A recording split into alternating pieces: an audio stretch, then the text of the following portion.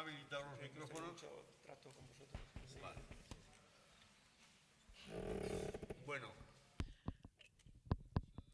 We are going to start this session, that is the opening session of our Congress. The online Congress of Fenaer 2019. The 6 hours of duration of the Congress have already been recorded and emitted since the 8th of last month. But we wanted to do that in the Adeces Foundation, that we thank for its collaboration for today, because there was a problem on the 8th of June, and they said 8th of July. So everything was, this place was occupied in June, but now we have to record it in July. I have to excuse Professor Mayor Zaragoza, Federico Mayor Zaragoza, because he's not feeling too well. He can't be here with us today.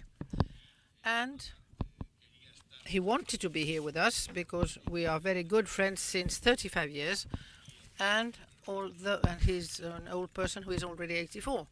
So I also have to excuse the director of the Health Institute, Carlos III, here in Madrid, who is going to be appointed director of a given university, and he had to leave. I don't know where, this said the speaker. So we are going to start with this session, nevertheless, and the fundamental thing is that we try to make the first online Congress of allergic patients and with patients with respiratory diseases. We want it to be a success at the worldwide level, and also at the level of, as its name tells us, at the online level. In fact, since the 8th of June, as I've told you, the 6 hours have already been are already posted on the web of Fenaer, and we have more than 3,000 entries this month. Today we have a series of people, or you are here, a series of persons with us, who are going to collaborate with Fenaer and with the Patients Association. The first thing I would like to tell you is that the Patients Associations, we are associations of patients, relatives of patients, people who sympathize with patients, and caregivers as well. And the caregivers, we are the physicians, the pharmacists, the physical therapists, and the pharma. So if we all worked as a team with the scientific associations and the communities in Spain and the government, we probably will be able to achieve something very important, because in Spain it's estimated that we have 20 million chronically ill patients. We are practically 50% of the population, but the other 50% will be a chronic patient in the future, and this is absolutely extremely important. I believe we have a very great task ahead of us, and that when we say that the system, the health system, is in bankruptcy, what is in bankruptcy are some ideas for some people. Because today we have, first of all, we have to use the means available as much as possible. We have to use telemedicine. That is something that is benefiting us patients, because we will be controlled on a daily basis by a system that is connected with our physicians. We don't have to wait to go to the consultation of the doctor and have the waiting list, etc. And this is very important, because not only they are going to control us, because there are alarm systems that will be included as well, but it does prevent many unnecessary consultations, because today consultations are programmed I always said that there were some that called them programmed and some that called them periodical. And I said from what was periodical, I only knew, well, the newspaper every morning and the periodical elements table as well.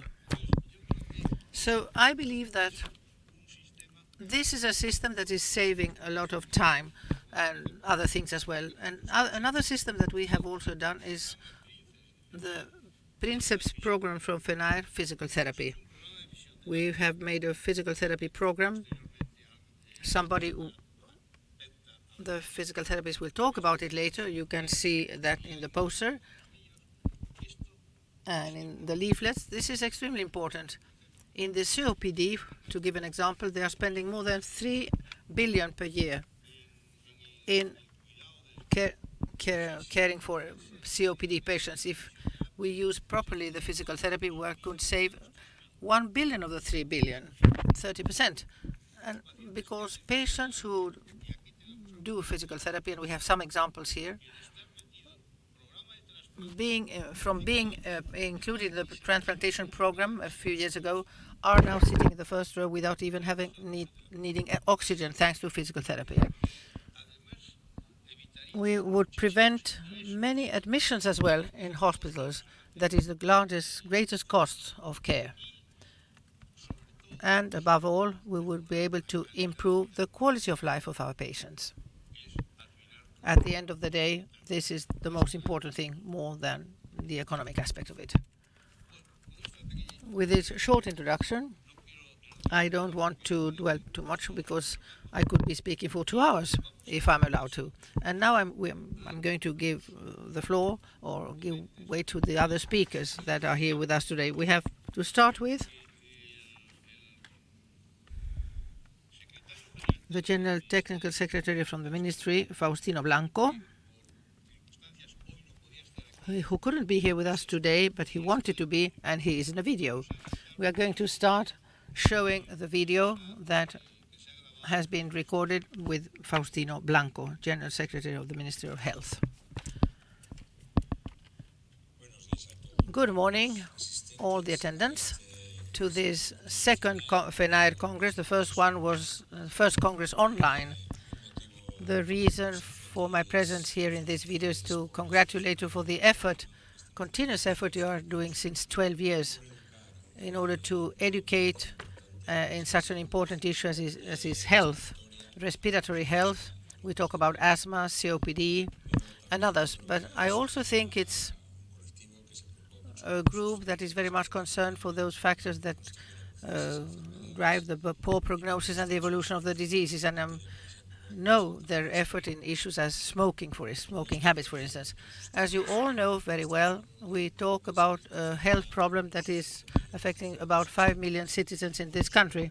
We don't only talk about asthma and COPD, that are the great hobby horses or battle horses, but we talk also about other conditions from the respiratory environment, as are cystic fibrosis, tumors, disease linked to high risks, etc. A great variety of different pathologies and conditions that are in this field. And also point out that we should make an effort among all of us so that the system is efficient and efficacious treating these pathologies. After this recognition, I would like to encourage you to follow in your path. The administration has always understood that the social network, the professional group, and the citizens, we should all form a common space to deal about all these issues, because this is going to drive the quality of life. And I wish you all the possible success in the coming times in order to keep on advancing along this strategy that should lead us to a better quality of life, the air that we breathe. We are concerned about the environment as well. We are concerned about smoking habits. And as you know, in this line we have a very firm strategy of driving, first of all, respecting the legislation in issues of tobacco and drive all the initiatives that exist in the clinical space so that this big problem for health as smoking decreases, especially among the young people who start smoking and women, who seems to be especially vulnerable group right now with the issue of smoking. And I wish you once again a fruitful meeting and of hard work and give new ideas, and in that field we will all meet. Thank you. Thank you, Faustino. And now we are going to introduce as well the video of Julio Ancochea, professor of the chair Respira Vida, co-organizers of this event. He had to fly 48 hours before than what he thought. He's flying to Boston right now. As director of the chair Respira Vida from the Autonomous University of Madrid, it's for me a pleasure to participate, although in the distance from the Harvard University, in the opening session of this first online Congress of allergic patients and patients with respiratory diseases.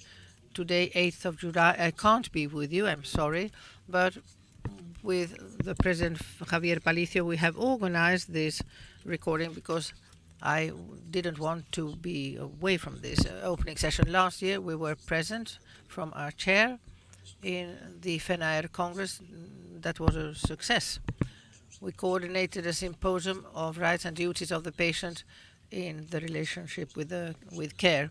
Now we will focus this year on the COPD, and our symposium Respira Vida in this online congress has a very suggestive title, With You, I Live Better With Me. It's a way, well, that's a way of saying that we are close to the patient, near the patient. In this patient who with COPD, male patient and female patient, will say how one day in their life is. Patricia Perez, nurse of advanced practice, will respond all the questions of these patients. How can I help you? Our psychologist, Javier Rodilla, will talk about your symptoms, your feelings, your self-esteem, your social life. Teresa Hernandez, a great physical therapist that you will know in the different videos that you can see in the webpage of Fenaer, will talk about the physical activity, physical therapy, and control of breathing. Milagros González Béjar will say, I'm your physician in primary care. And Tamara Alonso will tell us, I am your pneumologist. All together, we will establish this coalition under the motto of with you, I say rather better with you. The chair Respira Vida has respiratory medicines focused on patients with the respiration in the daily life. A clear message. University is reaching the respiratory patient and his environment as well. From the chair Respira Vida, we foster teaching, research, and spreading of knowledge in pneumology, integrating respiratory medicine based on evidence and medicines focused on patient-centered medicine. What are the keywords? Humanizing, quality of life, style of life, self-care, adhering, communication, coordination. We talk about all the different dimensions, the physical, psychological, the social, the spiritual as well, all the things that have to do with health and society. We talk with the patient and with the caregiver as well. We have this 5P: predictive, preventive, participatory, personalized, and populational medicine, but also this medicine that is centered in the person, in dignity of the respiratory chronic patient. Humanization is an ethical commitment. And we work together with Fenaer. We participate very actively. We do workshops that are called Respira Vida, Breathing Life, with inhalers, physical therapy, nutrition in COPD patients. We implement Respira Vida classrooms. We do seminars on humanizing healthcare. from within outside. We design a program of music every Sunday in the hospitals of the Autonomous University in Madrid. We even finance or co-finance a theater group as well, addressed to the patients. We establish with the dialogues of this chair, and we work together in a school of patients and caregivers. Respira Vida and Fenaer do work together, and they walk together, and we are very enthusiastic, thrilled with this first online congress. Javier and the organizing committee have worked very hard. I believe that now, among all of us, we will enjoy the results of this effort that they have maintained for months and months. Thank you very much. And from Boston. Thank you very much. Julio is the coordinator, co-organizer with me of this whole Congress. And now we are lucky of having with us Jesus Aguilar, who is the president of pharmacy, with, as we said at the onset in this patient association, we have to have caregivers, physicians, physical therapists, nursing department, and pharmacy as well. Pharmacy does have an important role there, because the patient, when he goes to the consultation of the physician, he's nervous. He doesn't understand everything he's told. The nurses are able to explain much better things than the doctor. The physical therapists do collaborate as well in their quality of life, but unfortunately, in Spain, we would need to have 5,000 respiratory physical therapists. There are only 500. And pharmacy is the place where the patient comes and is more at ease. He's asking, he's informed. He can be educated there. Today, in the pharmacies, they measure their blood pressure, they do blood tests, and I'm making myself a program that we should do spirometries in the pharmacy. And it's something very simple to do, easy to do. We have two things. The spirometers that replace the peak flow that we had before, the personal spirometers. Today, a patient can have a spirometer that does the spirometries when he wants, as often he wants during the day or during many days. And this is then emitted online by telemedicine, not only to his mobile phone so that he sees the results, but to the computer of the physician who is controlling him, and that can have some alarm signs when he sees a patient has problems. He can tell the patient that. And it's a physician who says, you have to come to my office for a revision because you need it. It's very important as well for the patients, respiratory patients, who have the salvage medicine when they when they can't breathe. Do I need or not to take an inhaler of salvage medicine? Well, they can see that there, and they are told yes or no.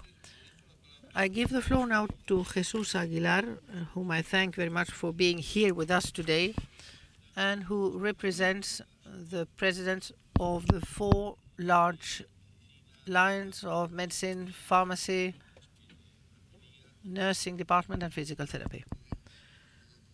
Dear President of Fenaer, dear friends, colleagues, ladies and gentlemen, good morning.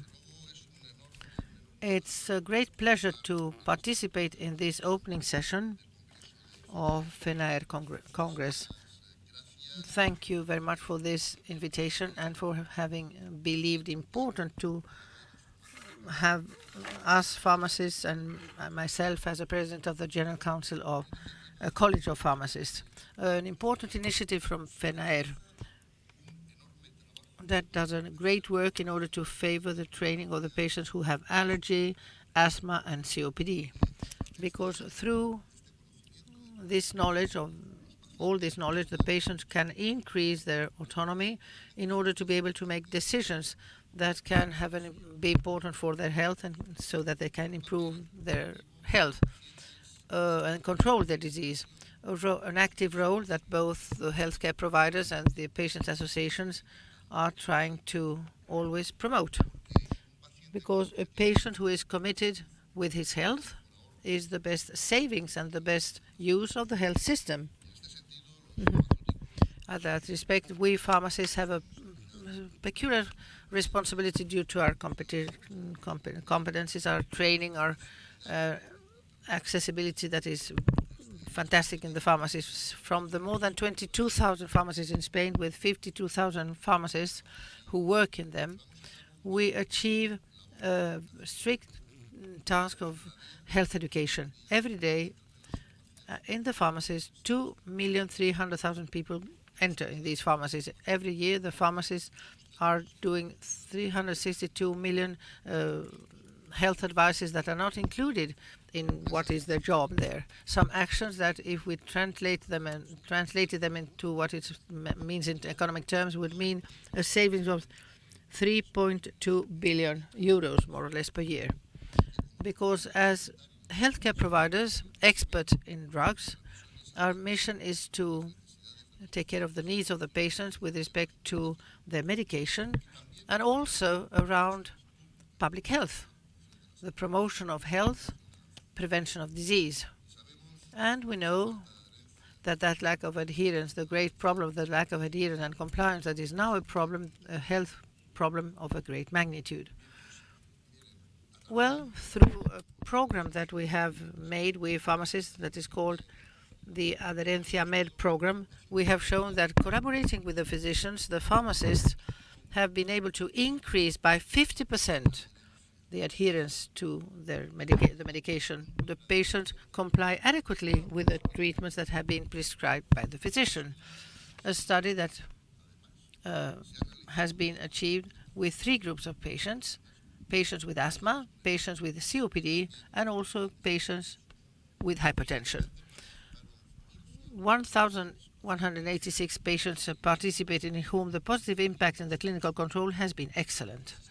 After that intervention, the intervention of the pharmacist, the patients with asthma improved by 30% the clinical control of their disease. And in the case of COPD, the percentage was of 22%. Because to drive the collaboration between the healthcare providers in order to improve the care to our patients is a challenge that is extremely important. And it means in this collaboration that all professionals, pharmacists, nurses, physicians, physical therapists, contribute without any doubt to enhance that care continuity that is so necessary. And I finish. Thank you once again. Thanks Fenaer and the whole scientific society, the Carlos III Institute, the Ramon Arces Foundation, and all the people who have made possible this meeting. And just a few messages in order to conclude.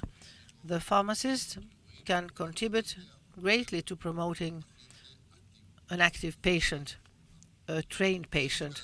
We do that every day with the health campaigns and the actions that are being driven from the colleges of pharmacists. And we need, of course, that the administration involves more the network of pharmacies in everything that are the healthcare strategies in order to achieve among all of us the best possible results for the health of our patients and for whom we work, because we want to achieve that continuity in the care of the patient for which we all healthcare providers are working. Thank you very much.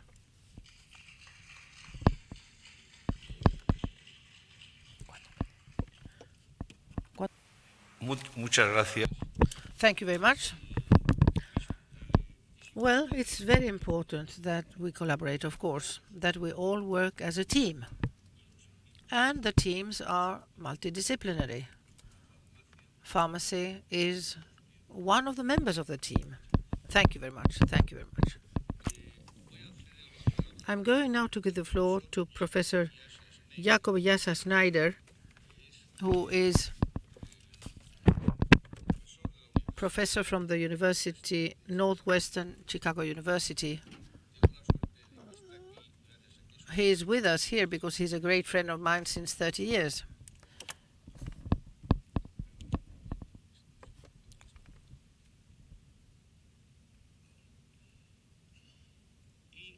And I'm going to introduce him. He's going to give the keynote lecture in this opening session. I'm just going to mention three aspects. Professor Schneider has been appointed honoris causa professor by the Athens University in Greece, by the University in Murcia, and in Murcia, in another year, Manuel Tapia gave the keynote lecture, and it's the maximum person in the CEPAR Congress, and also the Cayetano Heredia in Peru, also honoris causa. In the last 5 years, he has been the editor of the Journal of the ATS, American ATS. And in the last Congress, 1 month ago, he received Trudeau Medal of ATS, the maximum category of this society. Jacob, te cedo la palabra. Jacob, I give you the floor. Bueno, muchas gracias. Thank you very much.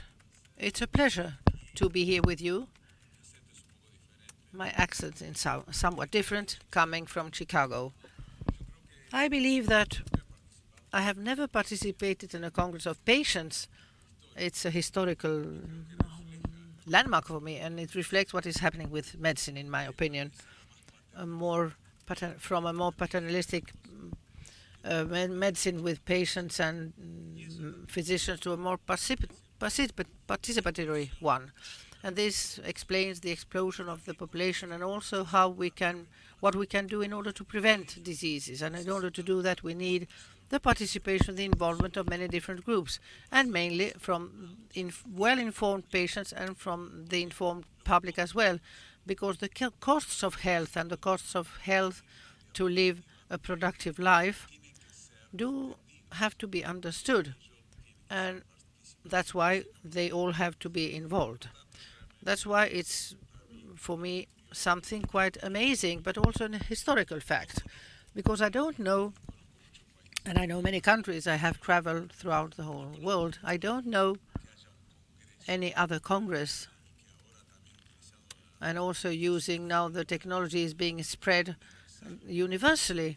And I believe that maybe we don't realize that when historical things happen, you start something that I hope it's going to work, because many of the things we do are obsolete. And to be aware of the future and be part of the future is a mission that I think we are doomed to participating among all of us. So it's a true pleasure and an honor to be here with you. Thank you very much. Thank you very much, Jacob. Thank you very much, Jacob. And right now we have to say farewell to Professor Aguilar because he has urgent commitment at 11:30. Thank you for having been with us this morning, and we see you later.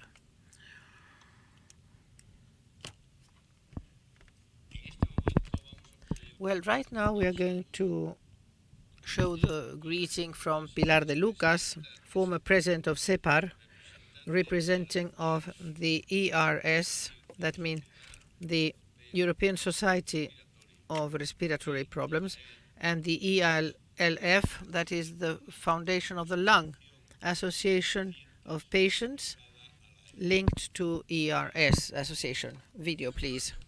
It's an honor and a privilege to be able to participate, although virtually, in this extremely interesting meeting of patients that is organized by Fenaer, and even more so if we realize that to some extent I do that representing the European Respiratory Society and the European Lung Foundation, and this due to my current position of President of the next Congress in Madrid 2019 of the ERS that we will hold in September in the Palacio de Congresos in Madrid.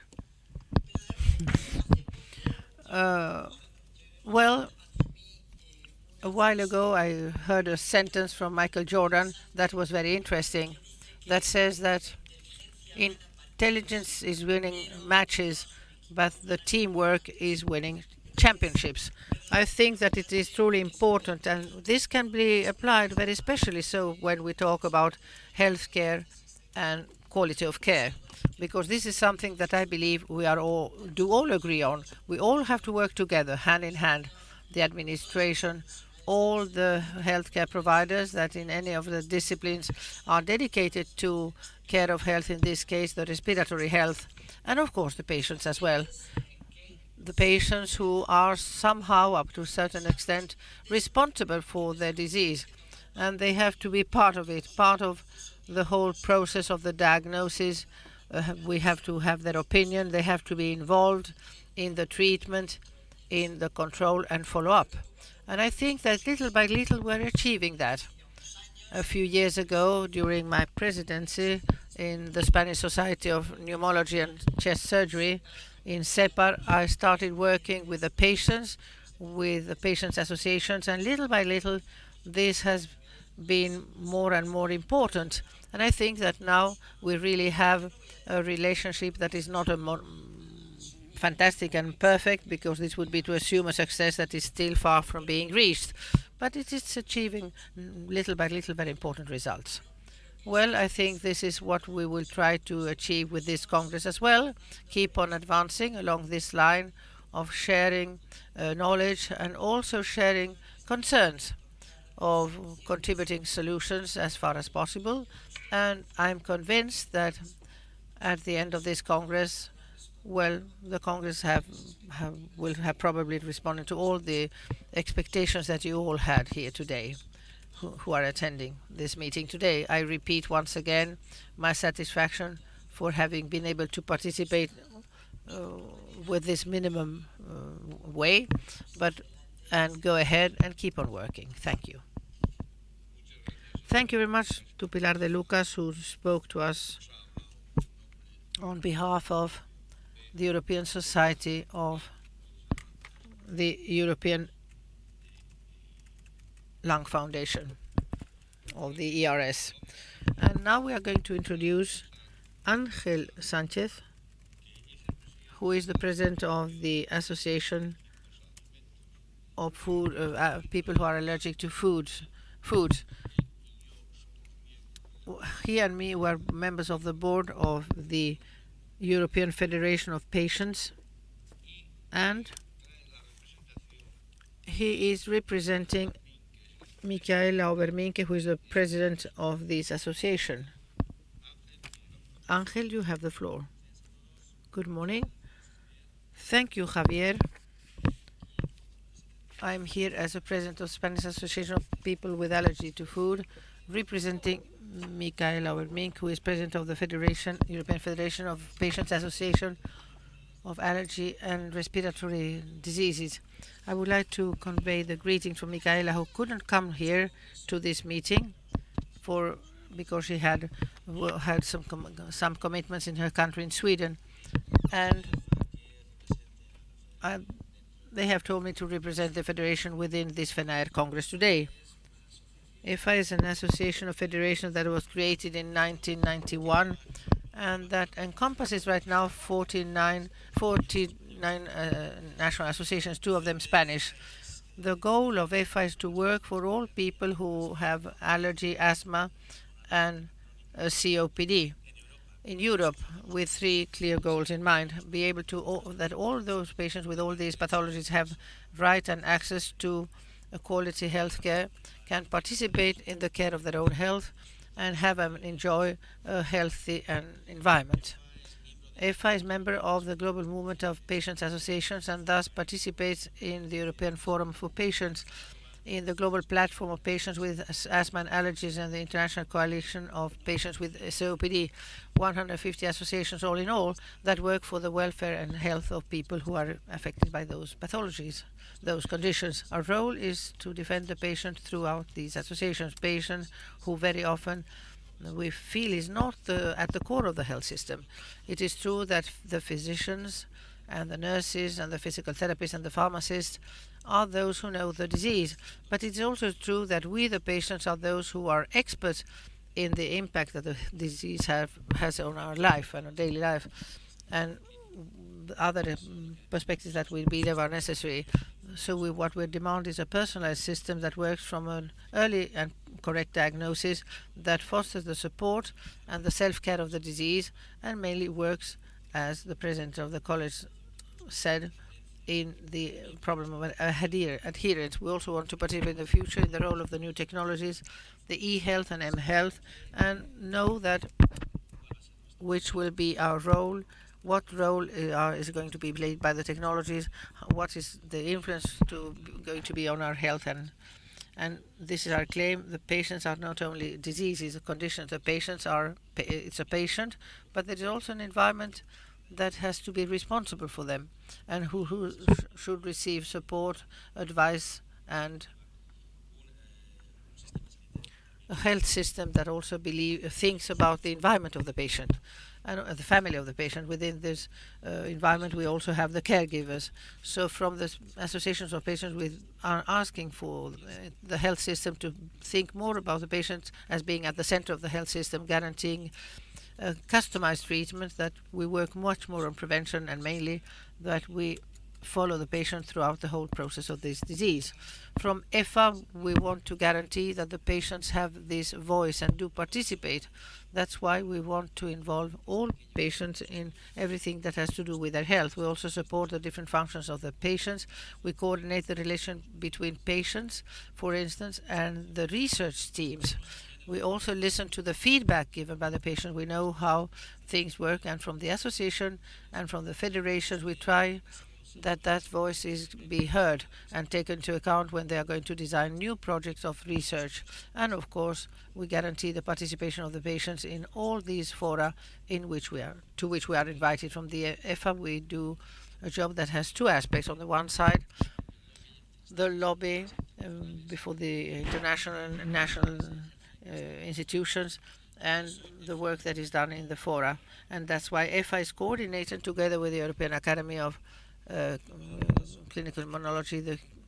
The group of interest on allergy and asthma in the European Parliament was formed by 23 Euro deputies. We are also a member of the groups of patients and consumers of the European Drug Agency, and we are members of the Food Agency for Food Safety, and also members of the European Agency for Chemical Products. We participated in the chemical panel for the Horizon 2020 in health, and we are members of the administration of the Alliance for Health and Environment that works on quality of air both inside and outdoors, different policies, urban, industrial, traffic, etc., energy and climate change. So it's not an easy task. What we have detected from our European Federation is that the participation of the patients in the health policies has to face a series of challenges. On the one side, the lack of legislative regulation at the European level to facilitate the participation of the associations in the clinical issues and health issues. And we have also detected that there is a lack of budget that is specifically aimed to encourage the systematic participation of the individual patients and patients' associations in those health policies. And also we see there is a lack of recognition and formal credibility as interested parts, as stakeholders in research, etc., and something as essential as assigning the budgets in the health policies. Obviously, in the recent years, we have had many changes, and we have advanced, and the patient is occupying a more important place, and the needs of the patients are more and better taken into account. For instance, as a consequence of the work of federations as EFA, we have been able to, and I talk about my field of interest, allergies to food, when the directive was approved in the European Parliament, and that regulates the labels, the presence of the 14 allergens that are regulated right now. That information that should be there on a mandatory basis given to the allergy people shouldn't just be left stated in the packaged good of foods, but also to any place where they are selling that food. Bars, restaurants, etc., take food to take home, etc. We believe that the role of the patients' association is fundamental, and it has to be recognized and enhanced. That's why congresses as the one of Fenaer, where we meet with all the associations that we work on allergies and respiratory diseases, and where we have been able, thanks to the work of Javier, and an important institutional support, and from the healthcare, from the physicians and the patients, and also the industry, are the necessary fora so that this transition towards a better care of the patient really becomes a reality and becomes effective. Thank you very much.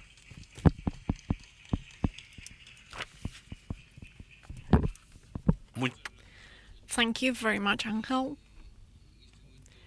And now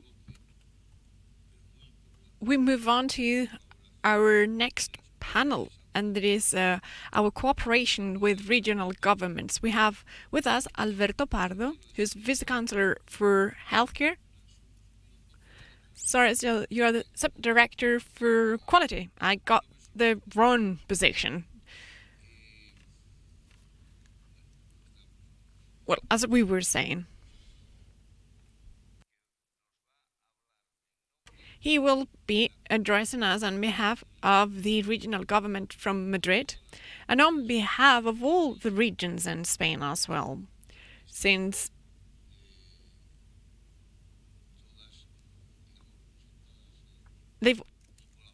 they all working together.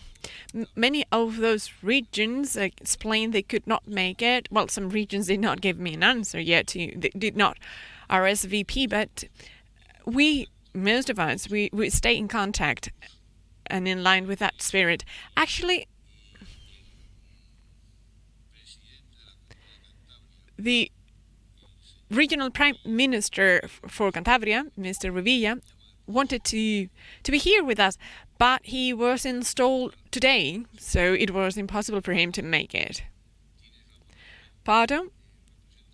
You have the floor, and you're representing all the regions in Spain here. Well, it seems too much. You know, still, I'll try my best to represent the feeling we have here in the region of Madrid. First, let me thank Javier and Julio Ancochea for organizing a meeting such as this. As I said, I work with healthcare quality, and all of us working with healthcare quality, we very much need the support we get from meetings and workshops and conferences where they address topics that help us improve the healthcare provided to our patients.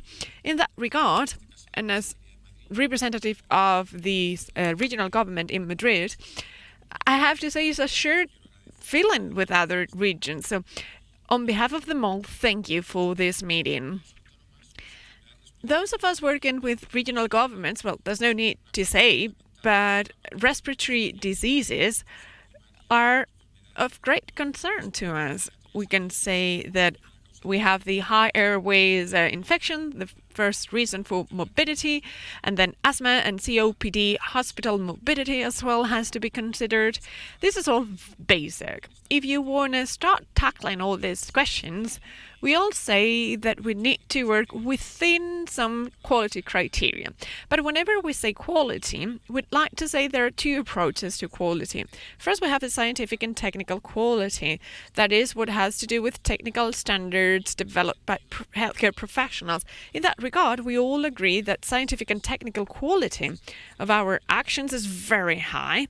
And there we also have the cooperation of scientific societies. We have here, for example, the pulmonology and chest surgery in Madrid. Well, the association is here, and I'm part of the quality board, and this is proof of our higher standards. But there's another approach to quality that is what we understand as perceived quality. Perceived, that is, by our patients, which has to do not just with the technical content, but the way we provide healthcare. And there we hear words such as humanization, which is one of the greatest changes that has happened in recent years. The approach that regions and regional governments are having, not because it was not important in the past, it was, but not as much as it should have been. For example, I work with the Department for Humanization. My CEO, well, patients are very important to us, and we have a specific unit for healthcare and information for patients. So we're here gathered at a patient conference, which is all online on top of everything else. And this is backed up by the new approach taken by the regions. I don't want to dwell on that, but let me refer to two changes that have become more and more important and will be even more important in the healthcare sector. And it has to do with what we've heard so far. First, patient's role. For long now, we've been saying that the patient is at the heart of the system. We've heard it here today. And not long ago, a patient said, that's good, but patients want to participate. And I feel the greatest change ahead of us, which is already starting, but it will be bigger in upcoming years, is patients' participation. In that regard, having patient associations, as Javier said, 50% of them are chronically ill patients. So we have the definition for healthy, which is a misdiagnosed patient. So we are all patients. I'm a chronically ill patient because I have a high blood pressure. So I'm a 50%, the 50% chronically ill patient group.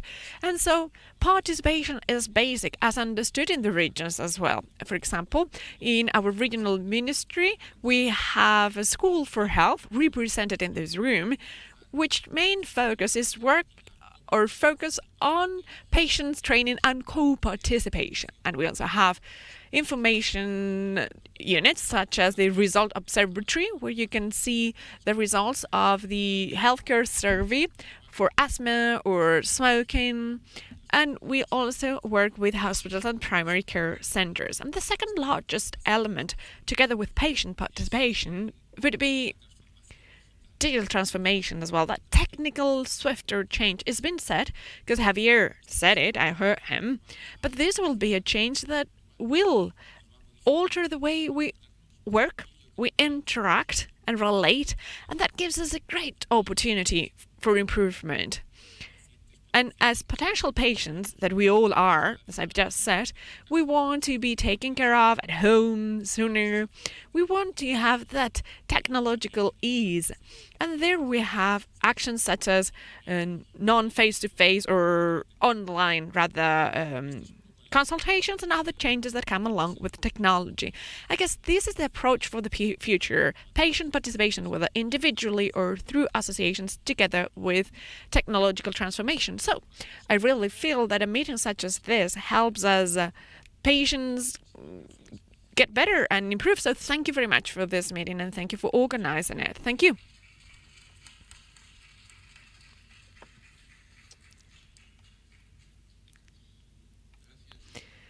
Thank you for being here, because this is proof that regions, governments and patients, we're on the same page. Then there is another significant activity conducted by patient associations, and that is that we work closely, locally, with city councils. So, we're about to play a clip from a mayor on behalf of all the mayors in Spain.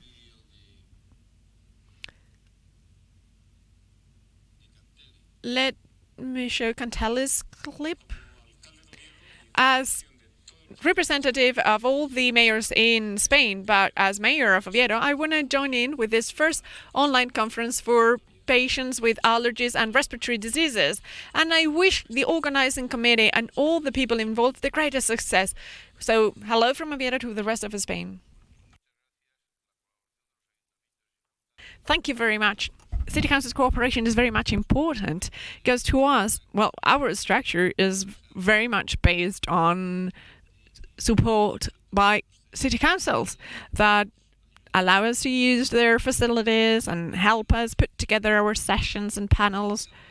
And next, we will give the floor to scientific societies, both physicians working in pulmonology and GPs. Dr. Ojeda unfortunately could not make it, some last minute change. We had a clip, but we cannot play it now. Instead, we will show you Carlos Jimenez's video. He is a Sepur resident, and they are now in Panama, the whole CEPAR group, at the ALAT conference, which is the Latin American Association for Chest Pathologists. Actually, they are watching us from a display adjacent to the conference where they are. I'm Carlos Andrés Jiménez Ruiz, president of the Spanish Association for Pulmonology and Chest Surgery, CEPAR. I'm honored to be part of this ceremony, which is the first online conference organized by Fenaer. Undoubtedly, this first online conference with all the patient associations will make a difference, and we'll have a before and after for all those events and conference. And that's why we at CEPAR want to congratulate all patient associations that are part of Fenaer, and specifically we would like to thank Javier Palicio, congratulate you because you've done an excellent job organizing this conference. At CEPAR, we feel it is important that patient association conferences touch upon topics that are as important as the COPD, bronchial asthma, idiopathic lung fibrosis, home-based oxygen therapy, etc. At CEPAR, we feel that these are topics of concern to our patients, and they want to be trained and knowledgeable about that. We feel certain that conferences such as this help us bring even closer all healthcare professionals together with patient associations as well. And all of us together will achieve great things. Thank you very much for this conference. Congratulations to all of you. Thank you. And on behalf of the other specialism society, because it's allergy and respiratory syndromes, we have Dr. Santiago Quirce representing the Allergy Association. And together with Dr. Vicente Plaza, they are both coordinators of the healthcare guideline for asthma, in Spain. Santiago, yours is the floor. Good morning, everyone. Thank you very much for your attendance, both online and offline, whether now or later. Thank you, Javier, for your hard work and excitement to make this happen. And I'm honored to be sitting here. I truly feel it's very much justified to throw a patient conference, and not just justified but fundamental, discussing allergy, respiratory diseases, which are quite a burden, because if we combine all those diseases, around a third of the population is a patient. As Javier said, I have a double hat here. My first hat would be representing the Pulmonology Association in Spain. Dr. Pedro Heda could not make it, unfortunately, but let me say briefly that the degree of involvement and the degree of, the great work done by the association working with patients. The Spanish Association for Allergy and Clinical Immunology was started some 70 years ago, one of the oldest in Spain. And as part of the society, and in our specialism recognized as such 40 years ago by the Ministry for Education, well, I've always learned that patients are basic element of healthcare and the system, and I think we have the facts to prove it. This is a conference addressing allergies, amongst other topics, and we know this is a condition a series of conditions that can be disabling and very much limiting, but it also changes the social habits and lifestyle of patients, people affected with the disease.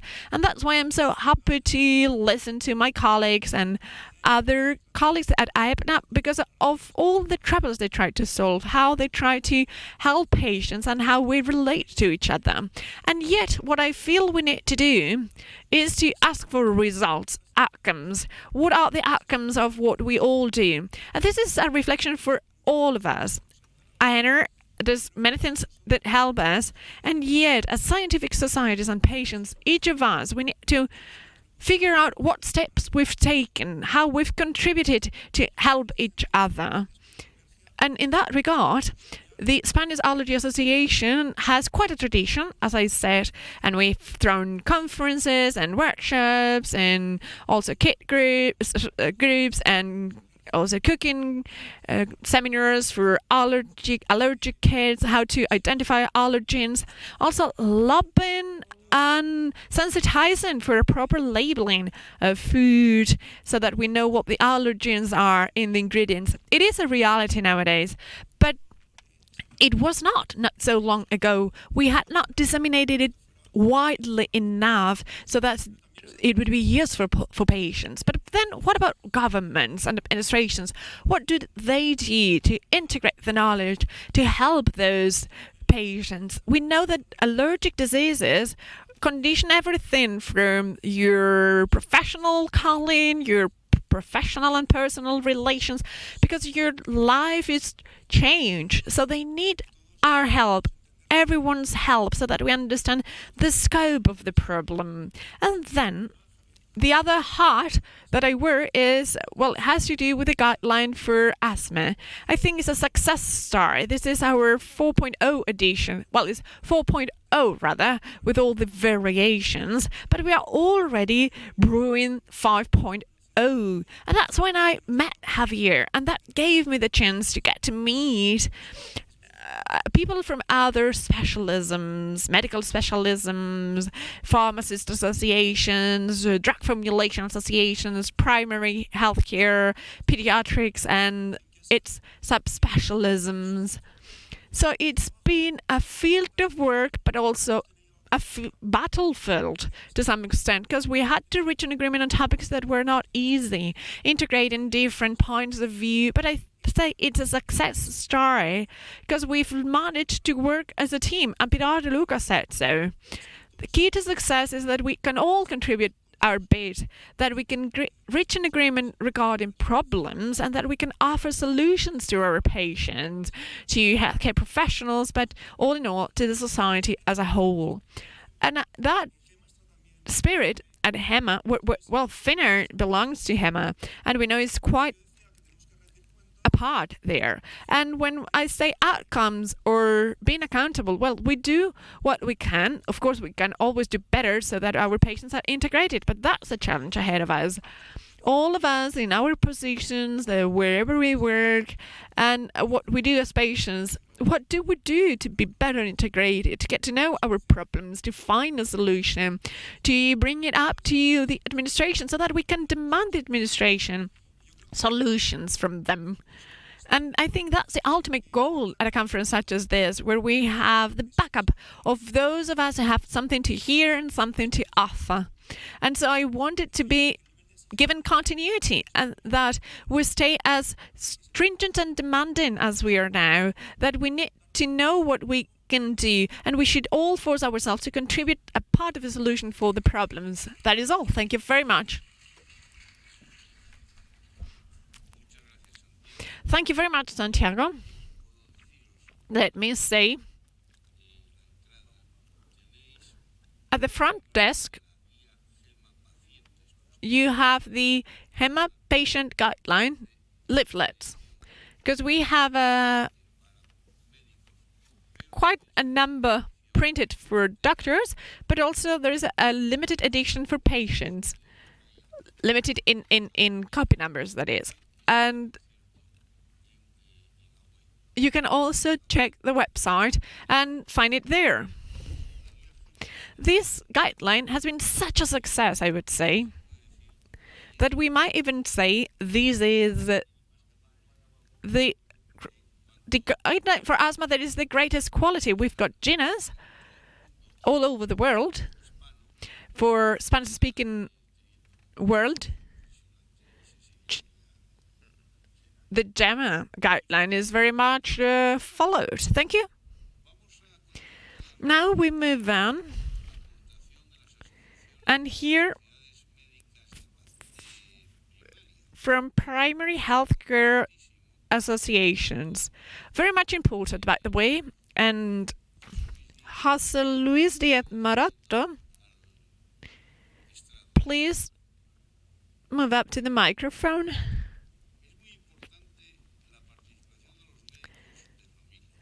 GPs participation is very much important. We have 3 associations for GPs in Spain, which are Submergent,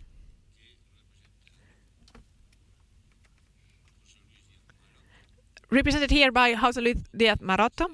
Then we have SEN, the Spanish Society for General Medicine, and then we have the Spanish Society, SENFIC, the Family Doctor and Community Doctor Association in Spain.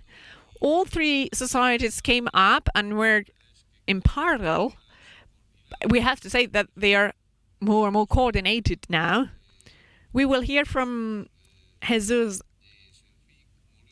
coming from SENFIC. So, Jesus Molina from SENFIC.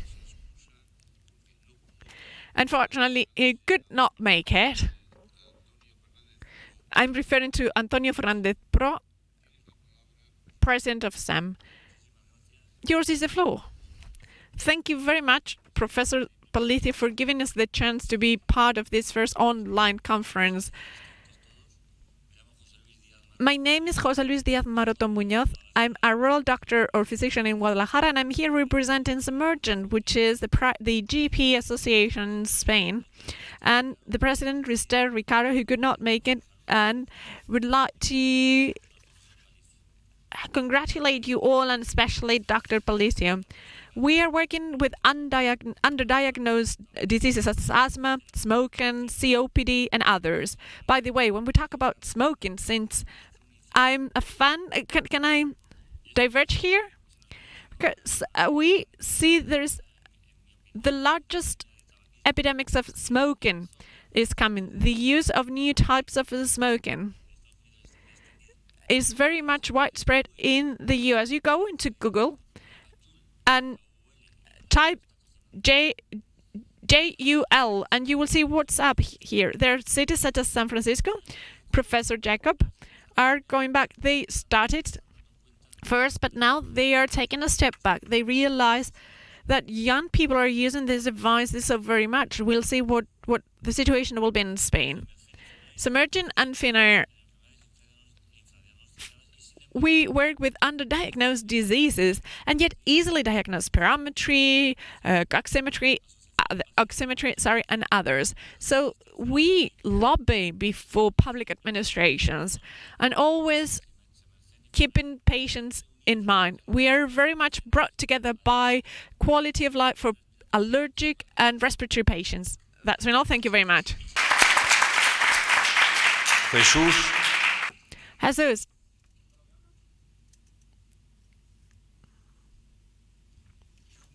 Jesus Molina, representing another scientific society for GPs, SENFIC.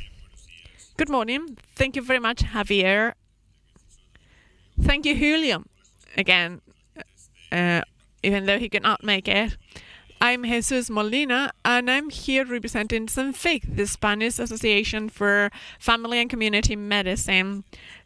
Salvador Tranche, the president, could not make it for other reasons. I'm also coordinating the respiratory disease group at SENFIC for 25 years now. And our group progress has been the progress of everything as we see in other scientific societies and the way we relate to patients as part of the consensus and agreements we've developed. We started, as I said, 25 years ago working on asthma together with CEPRAR, that is the Spanish Pulmonology and Chest Surgery Association, and then we added some other consensus, for example, asthma, and then COPD, that is for handling or managing patients with COPD, but we've also worked with idiopathic lung fibrosis and also sleep apnea and other questions. All the associations have joined in. We are working with physical therapists, nurses, and pharmacists as well. Here we're talking about outside the hospital pharmacists, where we are closely related now, and especially patients. HEMA, which is the National Forum for Patients, was already included, and other associations or groups as well. So I think it is proof of the multidisciplinary nature, as you said, Javier, of what we need, and that's the only way to move forward. And forget about that paternalistic medicine that we heard about. That's right. We need to let go, I would say, let go of that ballast, let's call it a ballast, that we professionals have, because patients need to be taken into account, heard more often. Historically, this has not been the case. And out of hearing actively, we can learn so many things. And we need to listen to our patients so that we can improve all those documents, which I honestly think are now way better, way wider and extensive, more extensive. And they've just been improved because of active participation of patients. And I figure this first online conference will be a huge momentum, so that this relationship keeps on evolving and becomes greater and bigger. And so, again, we move forwards towards that personalized, individualized medicine. That's what we GPs try to do on a daily basis as they come through the door, or those patients that cannot make it to the office no more, and we need to visit them at home. I feel that listening to patients can teach us so very much to HCPs, and together we can move forward for a better management of all respiratory diseases. Thank you very much. Muchas gracias. Thank you very much, Jesus. We now invite Neuma Madrid, Chus.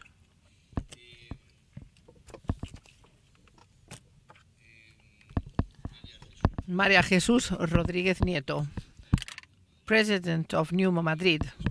In Spain, apart from CEPAR, there are associations or scientific medical societies of pneumology in the different communities in Spain.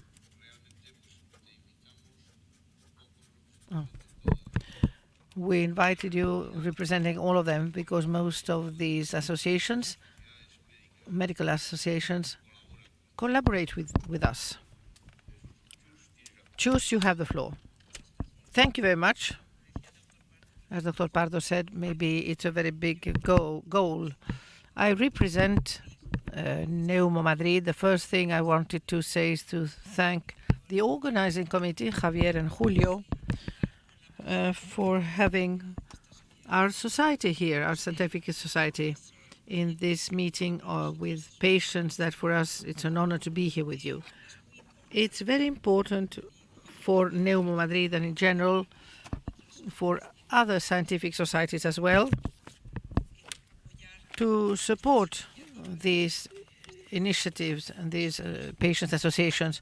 One of the goals is the dissemination of respiratory diseases, and it's an impossible goal to meet if we don't count on the support of patients' associations.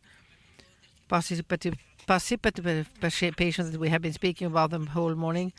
He's the future, but part of the present as well, with the implementation of this Congress, and mainly the very high participation of this new format online. This participation in spreading and dissemination of the conditions and the problems of the chronic patients is fundamental. Neuma Madrid is going to be a direct support in all the activities that have to do with the patients. We've said many things already that I'm not going to dwell on, but we have to work in a coordinated fashion. We have many challenges ahead of us. in which it's important to be all together. Many of them have already been mentioned. I want to emphasize maybe two. One in the field of respiratory diseases, as asthma and COPD, where the underdiagnosis, the care to the patients in all their setting, not in the day-to-day, in the daily problems, in the problems of the caregivers, etc. We have to put all that on the table. But also in the other setting of rare diseases, where very often it's much harder to be able to obtain means and dissemination, and where there is a very high deficit of research. Due to all of this, from Neumo Madrid, I repeat our support. And in order to finish, I would like to thank once again the presence here of all of you, congratulate you for this initiative and the desire that be able to achieve in this Congress what you have been put forward in the program on goals, discuss about the knowledge of the population about asthma, COPD and other allergic diseases and their impact on society, on patients and on their relatives. It's a very ambitious goal, but I'm certain you are going to be able to make it. Thank you.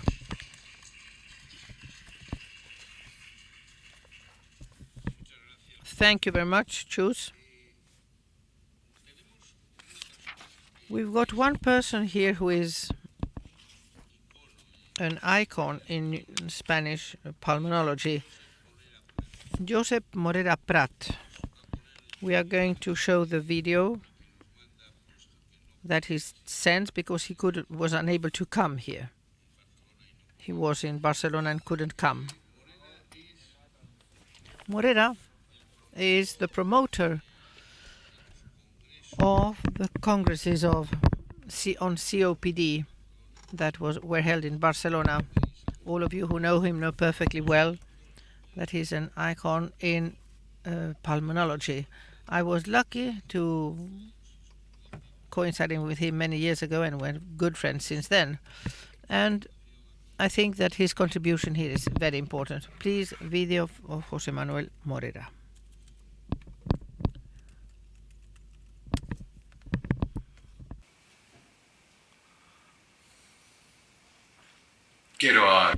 I would like to thank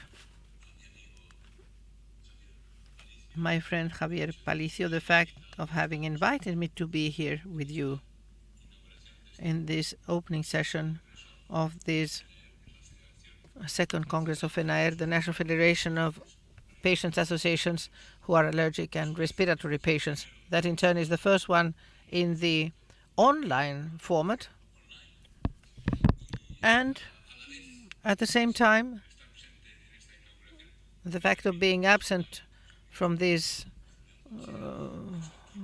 event today, it allows me to greet all the friends in this way and congratulate them because he has been able to obtain the presence of a pulmonologist who is Schneider from Chicago, who is going to give a keynote lecture in this group, and wish Fenaer the best possible future, the maximum success in their path. And it coincides with some of the things that we also have done and with that we keep on doing, and simply feel and say that I feel at home with you. I'm very satisfied to be with all of you, and I hope the meeting will have the maximum success. And as this Congress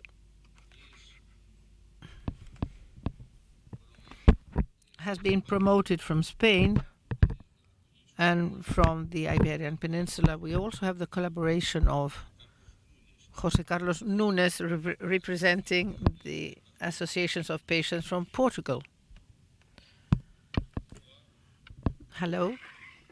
Good afternoon, dear friends from the Fenaer Congress. My personal greeting to Dr. García Palicio. It's a fantastic day with very current ideas for this meeting. On behalf of the Portuguese Society of Asthma Patients, I wish the success for your meeting that has a very good and well-designed program, hoping that one day we will be able to create an Iberian federation with respiratory patients. Now we are just, and be able to participate always as long when we have the opportunity with you. I would like to congratulate you for this initiative, and I wish the greatest success, and thank you very much for your invitation. But unfortunately, due to health reasons, we will not be able to be there today. Do not forget that health has no price for our life. Thank you very much, and I congratulate you, all of you. Thank you, Carlos. We're going to now go. Now we, the organizers, are those that are going to take the floor. First of all, we've got with us the former president of, before me, of Fenaer, Maria Victoria Palomares, who is going to refer to how Fenaer was founded and what is Fenaer.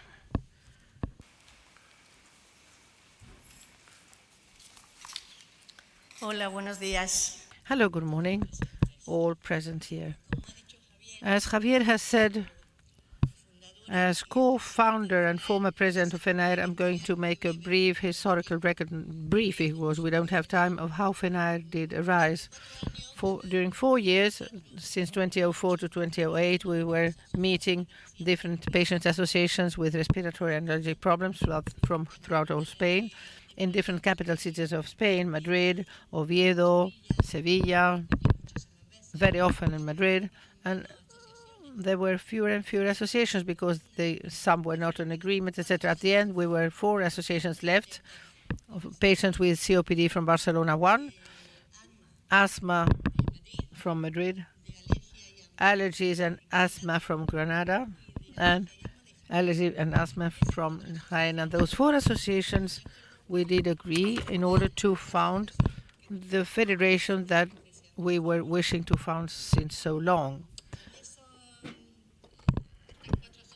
Those 4 associations that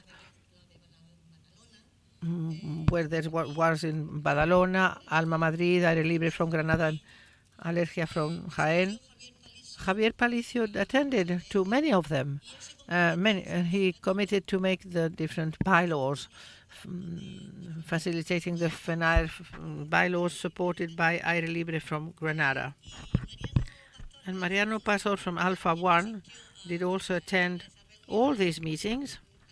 At the end, none of them entered in the first foundation, but Alpha 1 committed to offer his home in order to receive all the, as a postal address, to receive all the possible letters that could be received. And at last, the foundation was not founded. With these 4 associations, we presented all the documents on the 22nd of April, 2008. And then that very year in November, it was presented at the Ministry of Health.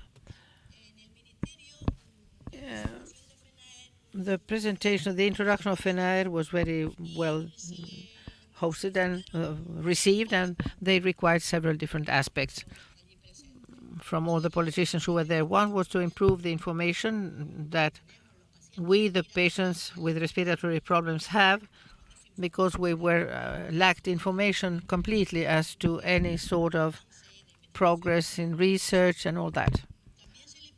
They also asked the authorities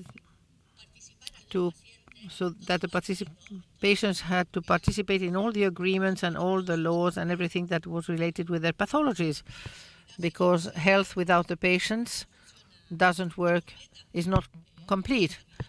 Health needs the patient, the administration, and the professionals. If the professionals and the administration are working without the patient, we haven't done anything, because the patient is as if it's the assessment of the health care.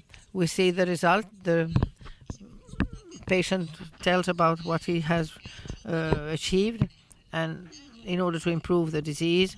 And also the caregiver is also important. The professional caregiver, if he doesn't see the results that his prescription has given, he hasn't done anything. And they also ask the patient to be present, and the administration took that into account when in Fenaer at the beginning. Soledad Alonso was the president of Asma Madrid, asked for the collaboration of Fenaer to write the law on the anti-tobacco law, the first something that was rejected, and now we see something that is absolutely natural and necessary for the respiratory patients. Fenaer received an award because of this participation. They received an award in 2010 as collaborating in the anti-tobacco law. And then throughout the years, Fenaer is growing. In 2010, the associations from Alerma from Malaga and others did join our association as well.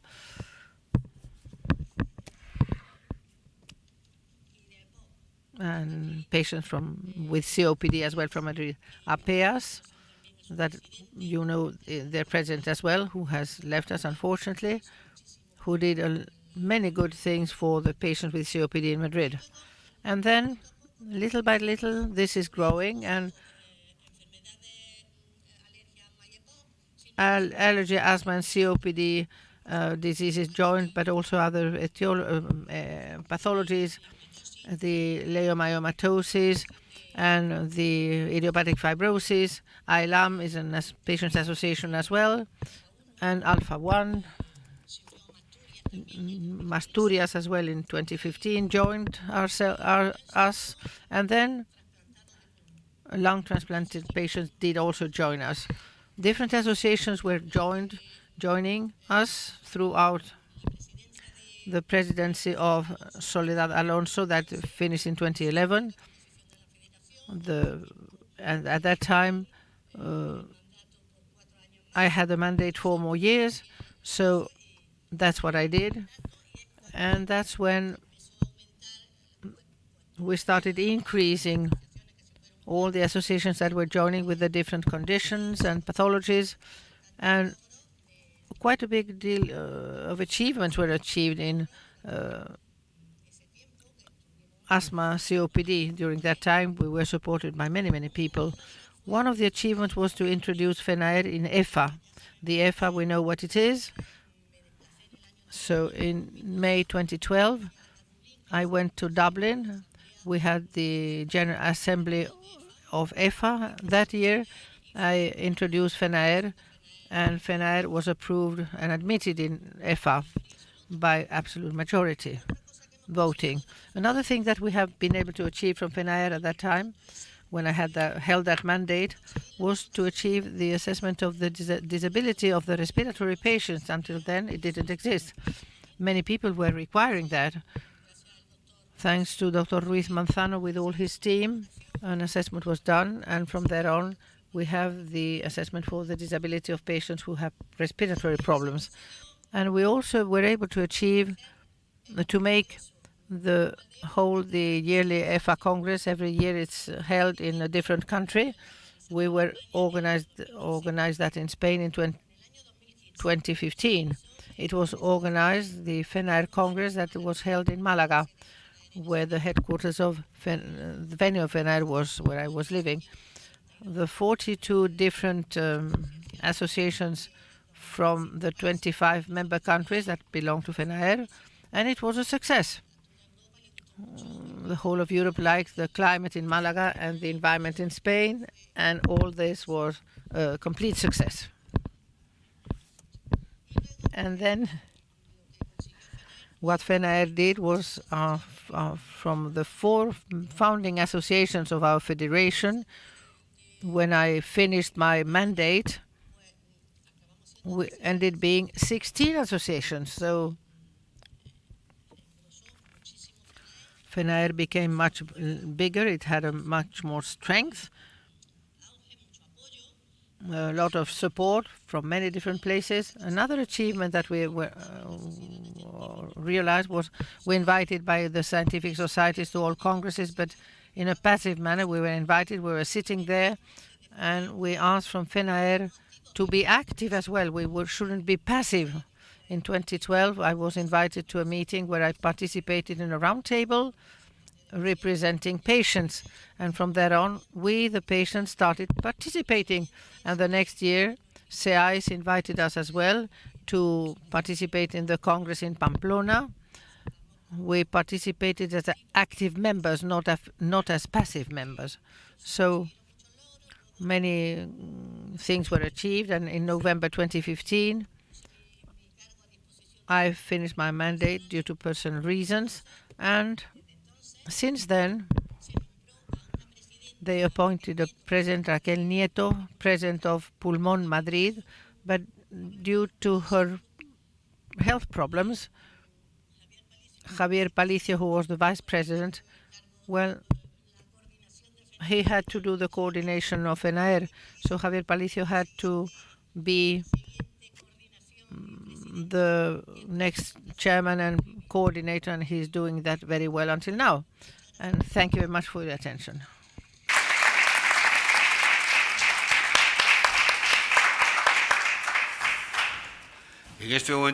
Right now we have to excuse Angel, who has to leave for a meeting elsewhere, and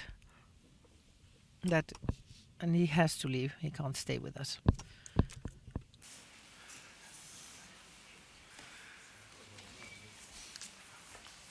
Muy bien. Bueno, pues. Well, thank you. In this journey, well, maybe there is something that Maria Victoria didn't want to say. But I have to say that I participated, obviously, as she did at the beginning. But in 2007, I had a stroke. And, well,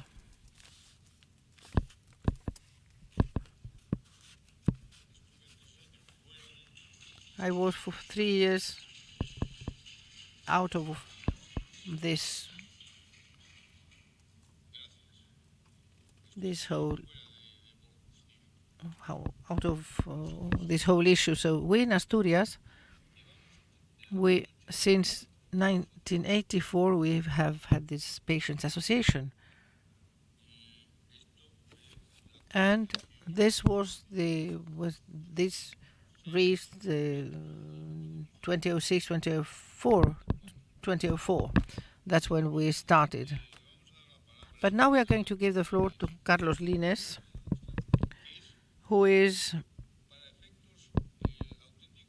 the true vice president of Fenaer, although he doesn't want to recognize that, but officially he is not included as such because he is the president of the Association of Idiopathic Lung Fibrosis in Spain. And he is the president of the European Federation of Idiopathic Lung Fibrosis. So he has accumulated different official jobs but in practice, he is my vice president or vice chairman. He collaborates 100% with me.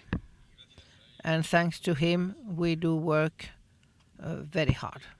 I give you the floor. Thank you, Javier, for your kind words. You know that we collaborate in everything, and that's what we will keep on doing. I would like to thank the Ramirez Foundation for the opportunity they give us, and also, of course, Javier, Julian Coichea, and all the organization, because this event is being held here, the speakers, and of course, all the attendants. Javier was saying that I'm the chairman of a association and European Federation of a rare disease, progressive disease, and lethal disease. It's a very hard disease, idiopathic lung fibrosis. When this type of diseases appears in our patients, very often we are surprised because we say, how comes such a disease is still considered idiopathic? Idiopathic, as you know, means of unknown origin. In itself, this gives puts an absolute limit to progression of searching for a cure. So that's why one of the things that we always try to promote is research. We believe is something fundamental in this type of conditions. On the other hand, this Congress, as the work achieved continuously, has to value what is to the fact of joining our efforts. If something has been achieved here, is because on the one side we are representing patients, but also institutional representations and professors and people who do understand this whole issue, the pharmacists, the industry. I think this is the key of the success. As the key of success as well is that the patients are patients who are informed, patients who really know well the disease and how to have access to improvements and help, and the importance that they also themselves have in order to change things. From this point of view, the coordination between associations is something that is absolutely relevant. We can't go separately. We have to need to join our efforts so that the goals are common goals. And we know that each one of us in each disease has we focus on our disease, but it's important to have this coordination in order to reach the success. The patient has to be at the core of the goals of public health and of the private health as well. Sometimes it's a forgotten element in this problem, because many patients are, at some point in time, they go through their private health the diagnosis goes through private health and also the follow-up. The awareness that we have is that the patient has to be at the beginning, at the end of everything. And as the awareness of the patients is very important, from the association we've made a study of needs for the patients that we will present on the 18th to the press, because we believed it was important that the patients themselves have to do, not even we the clinicians are those that have to give our vision, but the patient themselves have to give the vision. In the international setting, it's very important to be coordinated. That's why we decided to create a European federation that, although being a rare disease, has been extremely successful. The success story of the federation is having been able to obtain the approval of a written declaration at the European Parliament level with the signature of 382 members of Parliament. It's something that is very hard to agree different political groups so that they support a declaration with a series of items that somehow, although they are not binding, they are nevertheless recommendations have to be followed in the different countries. So I believe this is a success story. And also an oral question at the European Parliament level on this disease. And then the fact of supporting from the creation of networks of European physicians and research with the Horizon 2020 program with budget enough to keep on researching this type of conditions. Simply tell you that at some point in time we are or will be patients, so the patient has to be at the focus of all of us. Thank you very much. Thank you for your attendance, and that was all.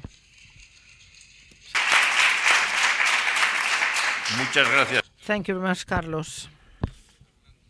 Fernando, you can come to the podium. It's your turn. Or both together. Fernando is the current chairman of the Asturias Association. We founded it in 1984. At present, it's an association that has more than 3,000 members, and we do many events, and we have started using more than 20 years ago the system of the online system.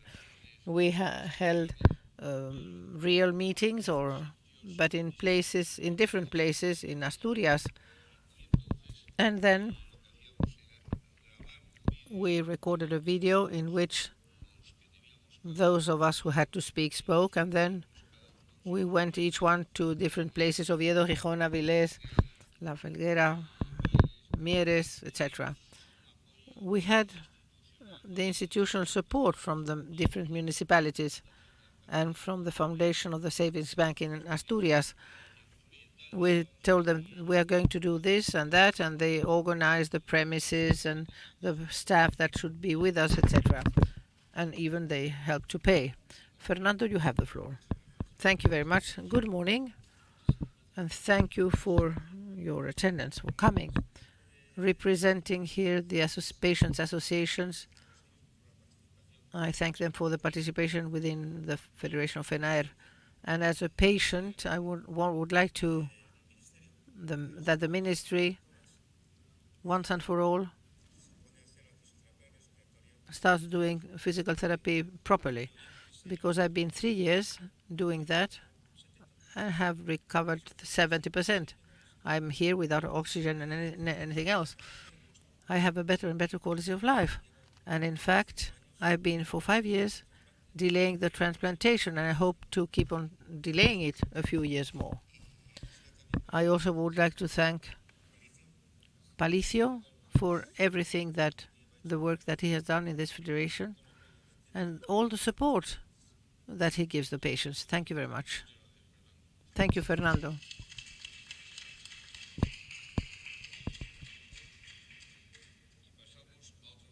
And then another Fernando. Fernando has had a lung transplantation for since many years. He is representative of the Federation of Cystic Fibrosis Patients.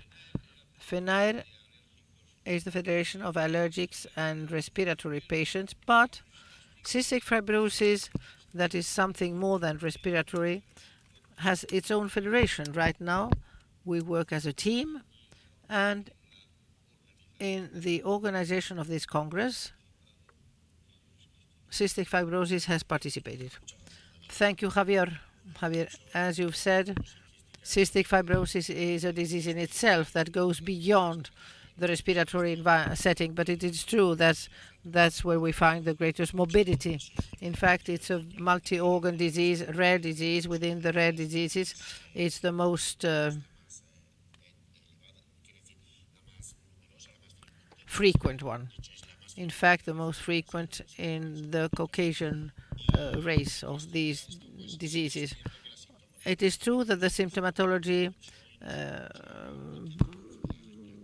binds us very much to other respiratory diseases. We know the etiology, we know the evolution of it, and in theory, because then every patient is a world, we don't like to talk about diseases, we like to talk about patients, of persons with a given disease. But it is true that we are bound by common treatments, physical therapy, antibiotherapy, and the world of living with a disease as this one. Today, our hobby horse is not, and that's what we want to mention, like most of us, a disease like ours, evolutive and degenerative and lethal, where the life expectancy today is around 45 years of life, stops being called lethal, but chronic rather, until the genetics doesn't advance as it should. Well, the disease of this condition will keep on being, will accompany throughout lifelong, and until there is something that changes that gene and that disease disappears. The treatments are palliative, are battlefield treatments that are revolutionary. I don't like to talk about new treatments, but revolutionary treatments that change completely the way of treating this disease, where since 3 years it has been approved in the United States. This has been working for a long time, and in many other European countries as well. And here in Spain, unfortunately, a drug that could be at the reach of everyone, it's not supplied to patients due to problems with the laboratory and the Ministry of Health. As patients, we are the first ones in fighting for the sustainability of the health system. I don't talk about cystic fibrosis, I talk about all. If the health system is destroyed, we all will be destroyed. But we know there are priorities. We are in favor of a system that shouldn't be invented in countries that are neighboring countries like France, for instance. That system exists that when a drug or a resource is authorized, and it has been more than proven that it works, it has to reach the patient as soon as possible, or at least the physician, who is the last authority before the patient and the first one in deciding if a resource or a drug can be given or not. Once it's there so that it can be given, and in a parallel way the laboratory and the ministry and the authorities negotiate what they have to negotiate. But we think it's totally unfair that a patient, a person, the life of a person has to wait for years and years, as happens in Spain, due to lack of agreement. The agreement should exist, of course, and the ministry can, the noble one can, the lab is a company, not an NGO, but the patient shouldn't be forced to wait for months or years. That's a situation that still exists. When there are possibilities, we still talk about lethal and not chronic disease. To join each other in this collaboration that started a few months ago, where cystic fibrosis is delighted to participate with Fenaer, having known other associations, and each one of us work on what is binding us and not live on our own. I would like to thank the RSS Foundation for giving us this opportunity to keep on following this path that there is no way back. We're working the whole staff, nurses, doctors, and with the patients, and not in parallel path. Parallel means that you never converge, because at the end of the day the goal is the same: improvement of the quality of life for professionals and for patients. And what better than do it all together? Thank you very much.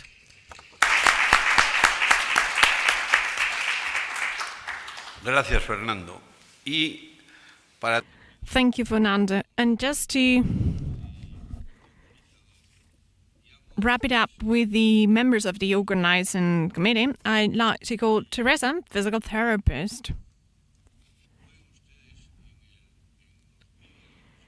And if you check out the physical therapy videos that have been for a year and a half or 2 years now, they've been broadcasted on the Fenaer and physiotherapyrespiratoria.org websites. She's working on that. Let me say, these clips are now available in Spanish, Portuguese, and English. And this month, we will add French, Italian, and German as well. And we are having them translated into Chinese and Russian as well. Teresa, thank you. First, let me thank you for the opportunity to be at this innovative conference, because all the professionals have the same calling, caring for patients. And this is taking it up a notch, because it's not longer for healthcare professionals only, but also for patients. And I feel this is very much important.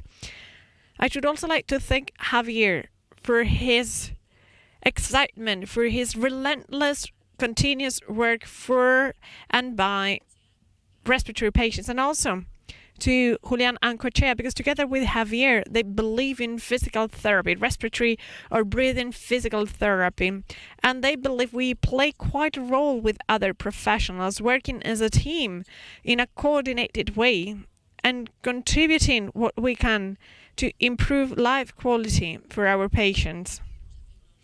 So what can we physical therapists do for respiratory patients? First, we've learned so very much from them, working on a daily basis with them in direct physical contact with our patients.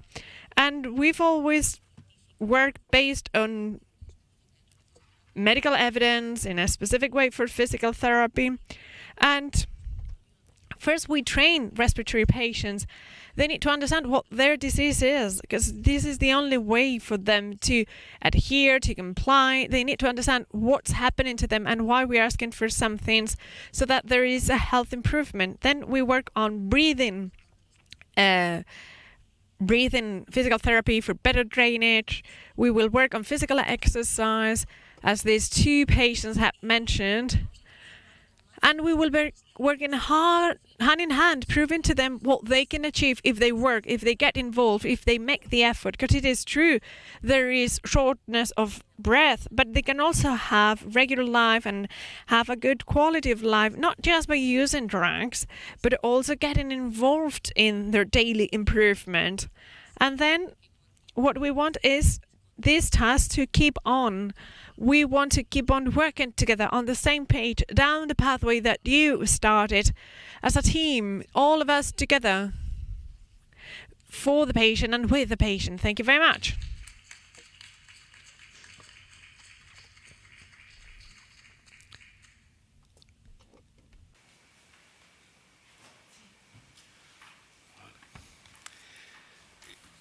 María Carmen Castilla-Alva, founder, president of the Andalusian Association of Immunodeficient Patients, has the floor.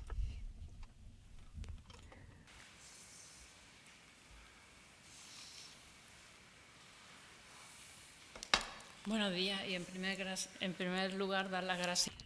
First of all, thank you to the organizing committee. I'm Carmen, president of the Andalusian Association for Primary Immunity Deficit. Oh, my glasses. So patients who suffer from any kind of primary immunodeficiency with respiratory symptoms.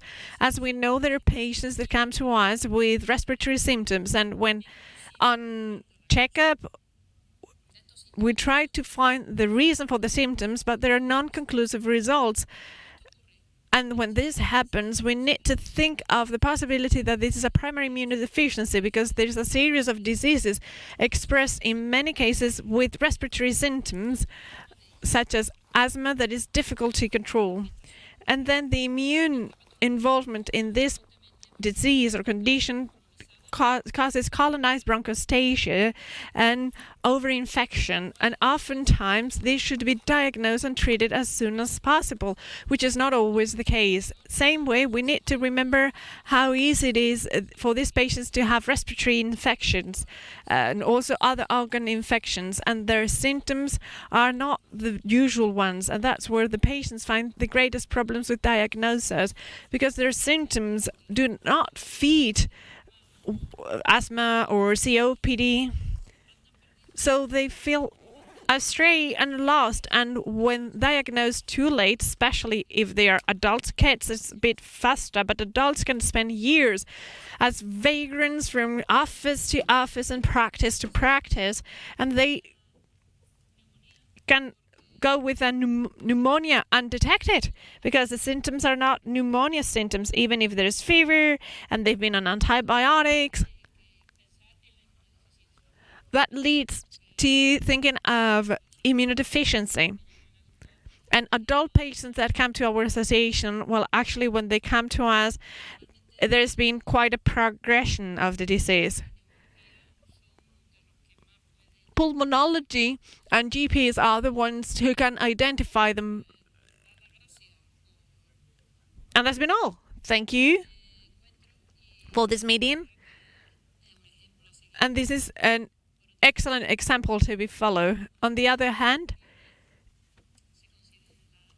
variable immunodeficiency is considered a rare disease, but it's actually underdiagnosed. It is not rare, but it is underdiagnosed, and this is something we need to consider. We have GPs and pulmonologists, and we need to understand these patients can no longer be vagrants, since they do not show symptoms, clear symptoms for pulmonology problems or asthma, but yet it's non-conclusive. So thank you very much for giving us the opportunity, and start thinking about those patients that are many more than we could think of initially.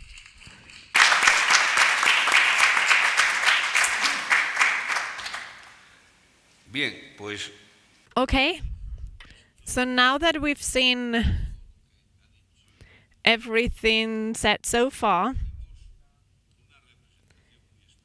there is a special representation here, that is Father Angel, who could not make it because he is on his way attempting But we have a short clip from a few days ago in Oviedo la segunda edición de su libro, with the second edition of his book. By the way, we were supposed to get a box or a crate with 100 copies, but it didn't make it either.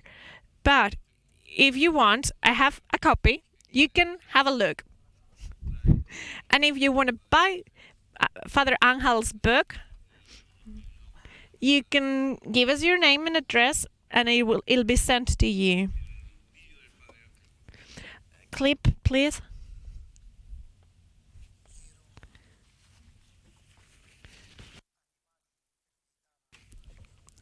I'd like to congratulate the Fenaer's online conference.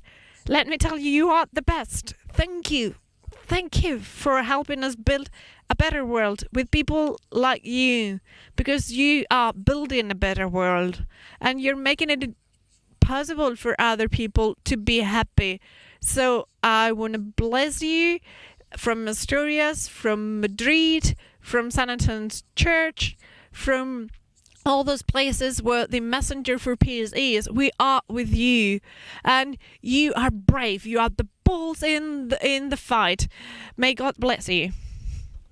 como colofón, And then, this is a book.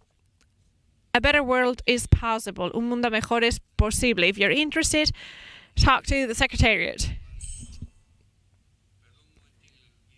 Just a sec, hold the video for a minute, because Jose Maria Usin wanted to address us on behalf of the organizing committee as well. And I'm sorry that I skipped him, because I moved from Fernando to Fernando and I forgot about him.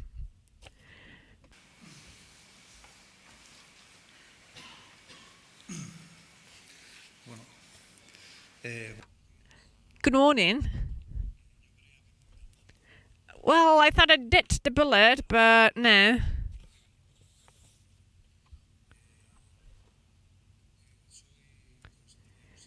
I'm Jose Maria Usin, head of Aire Libre Foundation in Granada.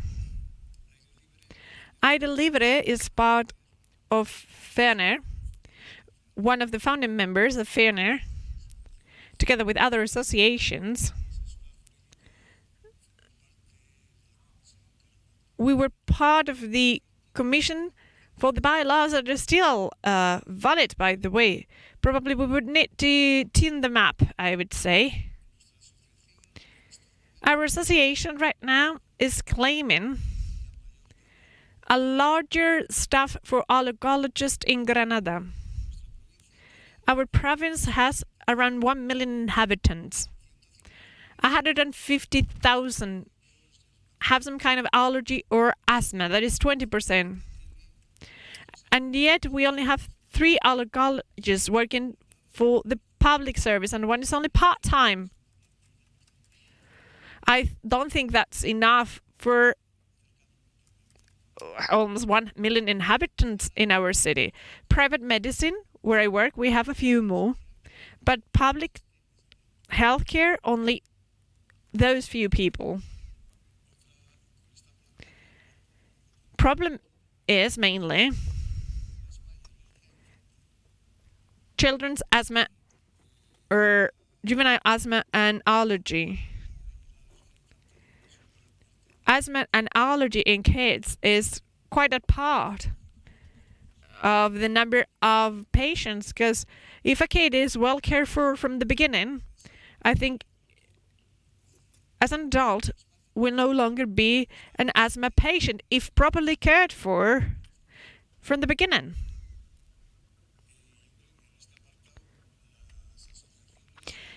And that's where we associations, we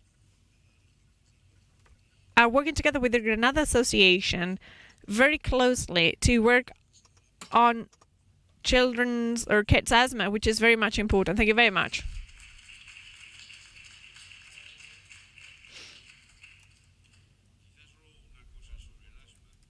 Just one thing on asthma and allergy. Since Angel and myself, we are part of the EFA, we were before the European Parliament, but we need to achieve the same that we achieve for idiopathic fibrosis. We're trying to get a directive on asthma and allergy with the European Parliament, which would mean a considerable increase in funding for research projects on all those topics. And I think there's been quite the panel, hasn't it? And before Yasser's conference, that I think I've bored him. Well, you're not that bored, are you? So 3 minutes of a concert by the Asthma Madrid Choir.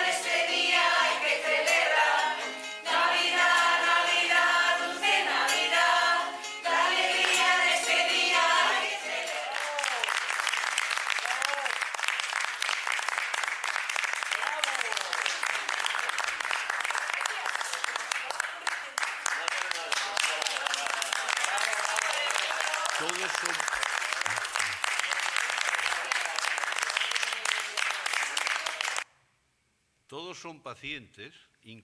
These are all patients. For example, Asen, who's got a lung transplant years ago.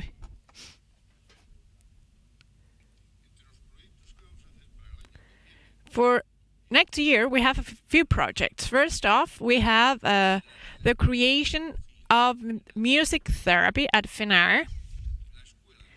That is the musicology school that we want to create. We hope we have the patient university with a unit on physical therapy, another one on music therapy, and we need to train physical therapists for that. We also will have a unit for nutrition and a few more things as well. I don't want to build on it and take any longer, so let's move on to the closing lecture.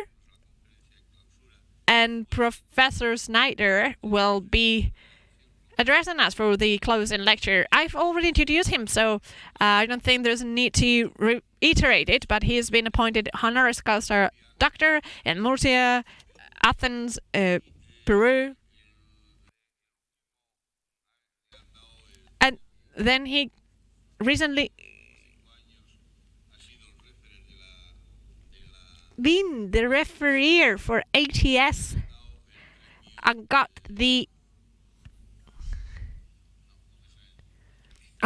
that slipped my mind. What was the name? Well, which is an award that he's been granted just recently, a few days ago. 15 minutes now he has.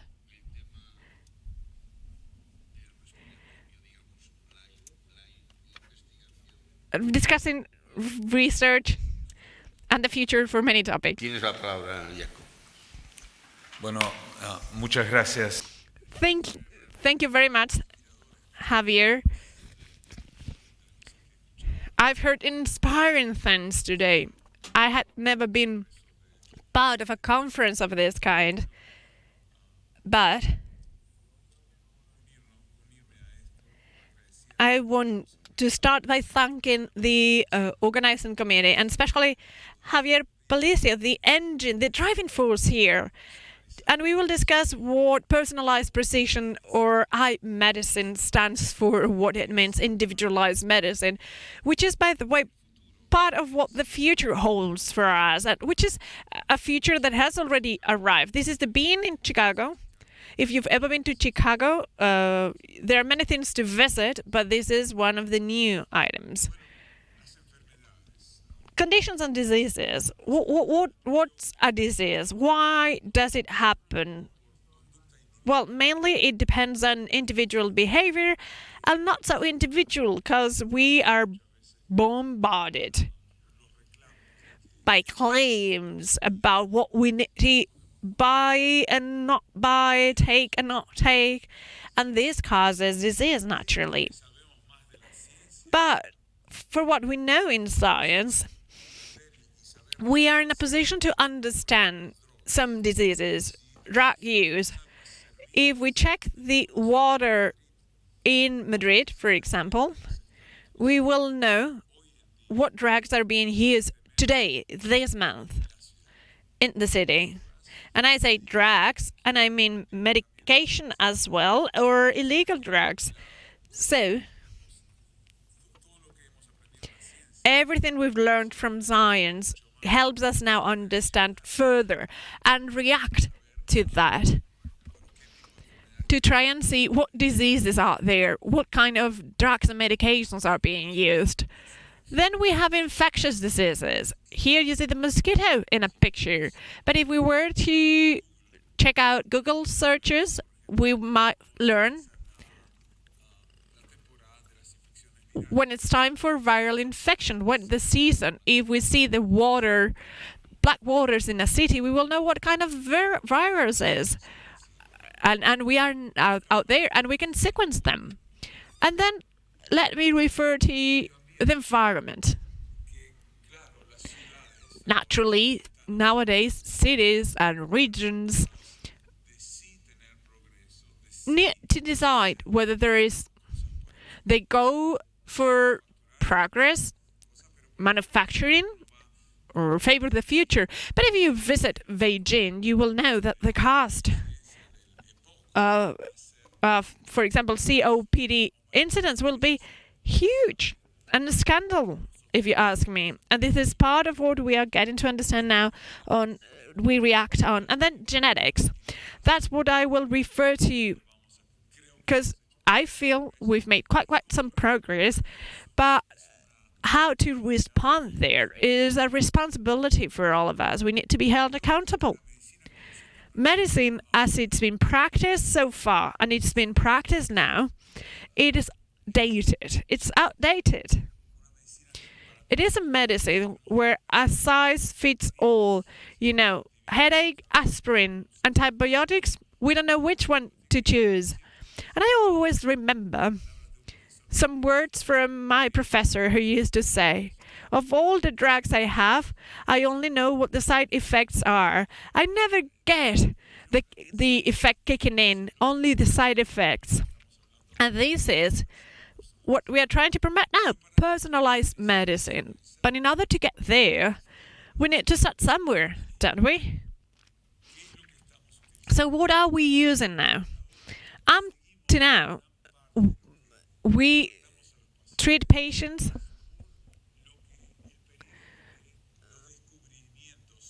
based on the great discoveries that have been made. So we have incidental discoveries up to 1960. And the iconic example here is discovery of penicillin, October 1928. In the laboratory of Professor Fleming. They had a petri dish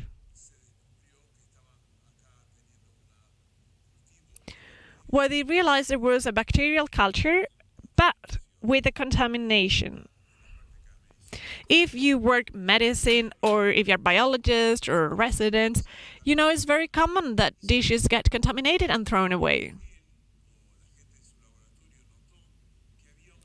But someone realized there was a halo.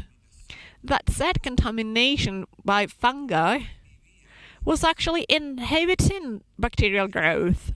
And such a genius of incidental discovery was isolating what was causing that penicillium fungus, out of which they created penicillin. And from 1945, penicillin was used massively for every antibiotic. What does it mean? Well, what it means is that up until the time where antibiotics were discovered, if you had a severe infection, 75% of patients would die of it.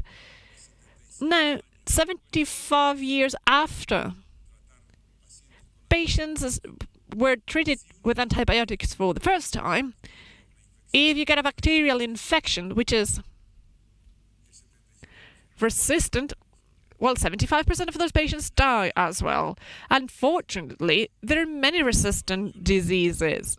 But what I always ask my students as they walk through the door is, why do you think there is antibiotic resistance? I could ask you the same question, and generally the answer is physicians prescribe too much, patients take antibiotics for viral diseases as well. This is part of the truth. I'm sure you know that 90% of all antibiotics aren't used for humans, but for fattening purposes in animals and husbandry.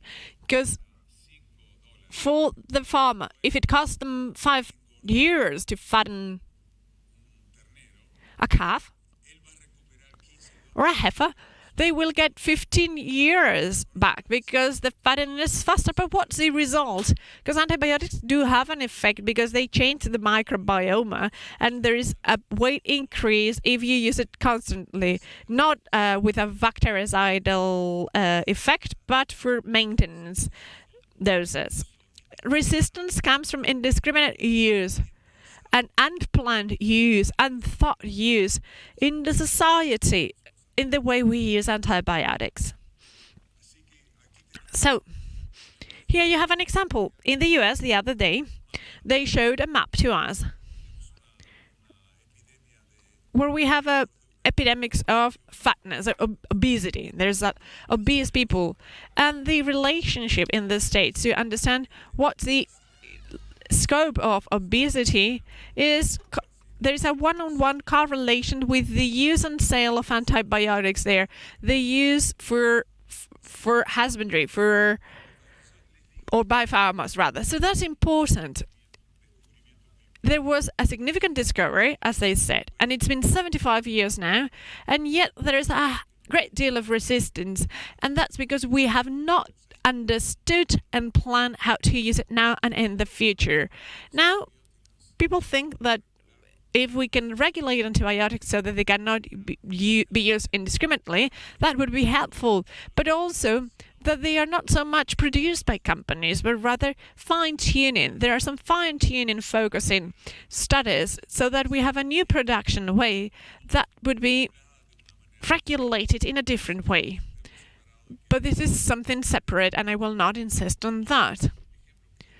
There is another example I want to share about discoveries in medicine that was up until the O's with the high throughput.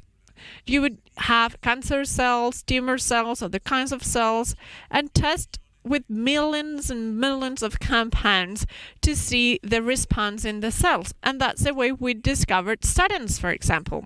Statins, you all know, reduce cholesterol, right? And it was Akira Endo in Japan, one of the finders. He got the Alaskan reward for that. Anyone who's over 50, some in this room, probably are on statins because it's been proven they improve the overlife because it reduces cholesterol levels. This is the second half of what I call the progression or the progress of medicine. But now we are moving on to personalized medicine, precision medicine, individualized medicine, medicine after the iPhone. So what does it stand for, actually? I think it all started with sequencing of the human genome. That is in 2001. And it cost $3 billion. And that was the sequencing of the human genome. And there were so many headlines in journals and newspapers such as this: drugs of the future, now that we know will be able to treat all diseases. Well, as I say, cost of genome sequencing has gone down, and it would be now some $1,500. Within 10 years, it'll be $100, I guess. And some countries now are thinking that all babies born would have the genome sequence, all of them, so that we would get genetic predisposition towards diseases. I think it's progress, right? Because later I will tackle a few items that can be discovered with sequencing, but who will be having the information? How will information be used? And who will be responsible? Who will bear the cost? These are all questions that I want you to think through, but it is possible that within 20 years, all Spaniards born will have their genetic code sequenced. Well, and talking about that, already in the States, there is a company. Always when there is an invention, somebody wants to obtain money for that. That's a natural part of the system that we are living in. In Europe, this is still forbidden, but it will. I can guarantee that this will appear.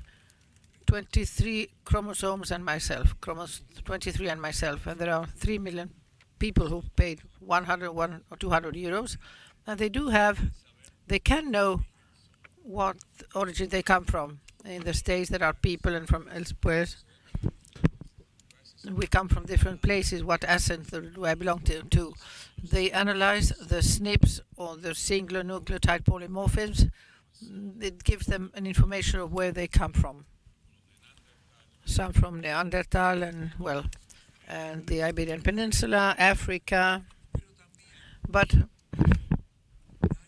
it also gives information about predisposition to 280 diseases. I think now they are close to 400. Would you do that? What's the importance of it? This is going to go. It's not going through the physician. We do buy something, and with that information that can be very different with respect to the equation you have, the sensitivity it has, what are you going to do with it? Well, an old study already showed that practically 70% don't do anything. They just have it as an information. Some say, well, I'm prone to hypertension or diabetes. Well, they start eating different food, maybe. Not so much the jabugo ham or some, but they maybe change to something else. Some make more exercise, some take vitamin pills, some ask the physician to, if they are prone to diabetes, to start with metformin or any other drug. And so they sequenced the human genome, and one company is sending it already. I believe there are now close to 5% of the population in the States who has already done that. The company, of course, sells in a non-identifiable manner these to drug companies so that they explore what drugs are best for what patients. And now we are reaching, the population has changed. Some of those who were alive in 1950, only 2.0 billion people. Now we multiplied by 3 the amount of people, or the population at large. We multiplied by 3 the possibilities in different countries as well. We are going to be able to practice or do medicine as we are doing it now, with primary health care who have their office and they sit down and listen to the patient? Well, I don't think so. Well, some already know probably that companies like Google and Amazon, they are thinking about how to do the medicine in the future. Through a band, they will be able to measure, well, they already measure the blood pressure, the heart rate. If there is an arrhythmia, there is an alarm that is going to ring, glucose, some electrolytes. If you have an infection or fever, etc., in some place they can immediately react. In China, for instance, that I have visited, there are hospitals with 50,000 patients. There will not be enough capacity, and also food. We believe that now we produce food for around 12 billion people. There is capacity, there is enough capacity so that we grow even more. A lot of food is wasted, as you know, and something is reused, but not all. But the medicine will have to change necessarily in order to be able to respond to this growth, and also to the complexity of some of the things that appear. There are diseases that we didn't know before. AIDS was not known before. And how do we respond to all this? Now we are listening about the Zika and Ebola. These are conditions that appear, and the scientists, we have to respond to all that, and we have to find the cure. But not only scientists, because that's the part that I liked very much about what you were saying about the participatory part of it that I'm going to talk about now. The diagnosis of pre-implantation, the genetic diagnosis. Some people think that within 50 years we are not going to have babies as we have them now. Everything will be done by IVF in order to be certain that the children are going to be born healthy. We talk about cystic fibrosis, for instance. Men who have cystic fibrosis are sterile, but the women are not, and they want to have babies. Well, right now it's clear that cystic fibrosis, 40 years ago, people lived until 15, 20 years of age, but not now. Patients live much more. And I'm happy to have here a patient with cystic fibrosis. And we have the transplantation that can help, etc. But if a father says, I'm going to conceive, if a woman rather, who is going to have a child, has 50% of possibilities of having a child with cystic fibrosis, or saying, no, I'm going to select the egg, the ovule that doesn't have this oocyte, that doesn't have that mutation. I want to have a normal children so that it's a child. Would you justify that? We could say yes. Because, well, if she has got $30,000 to do that, she could say yes, she would like to have a child, a healthy child. But do you imagine that some will want to do it because selecting, I'm going to talk about that also, for them to be taller, so that they can play like Ronaldo, Sergio Ramos, or any other player, or be intelligent as Einstein. Another part that I want to mention as well is that one. The ethical considerations, for instance, on breast cancer. You know that, we know rather, that many women die because they have mutations in some genes. For instance, the BRCA gene that predisposes, and they will have breast cancer. I am going to describe a hypothetical case.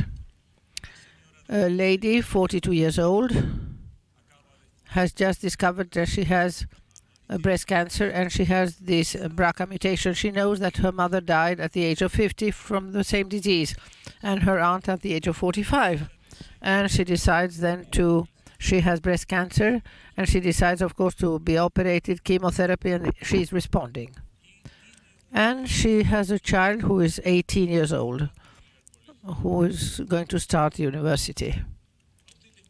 Do you think that she has to tell the daughter that she has to do that exam in order to see if she has the possibility of having that gene or not? Well, some say yes, and some say, well, she's just a young girl, she's 18, she can go to the university, why does she need to be worrying about that?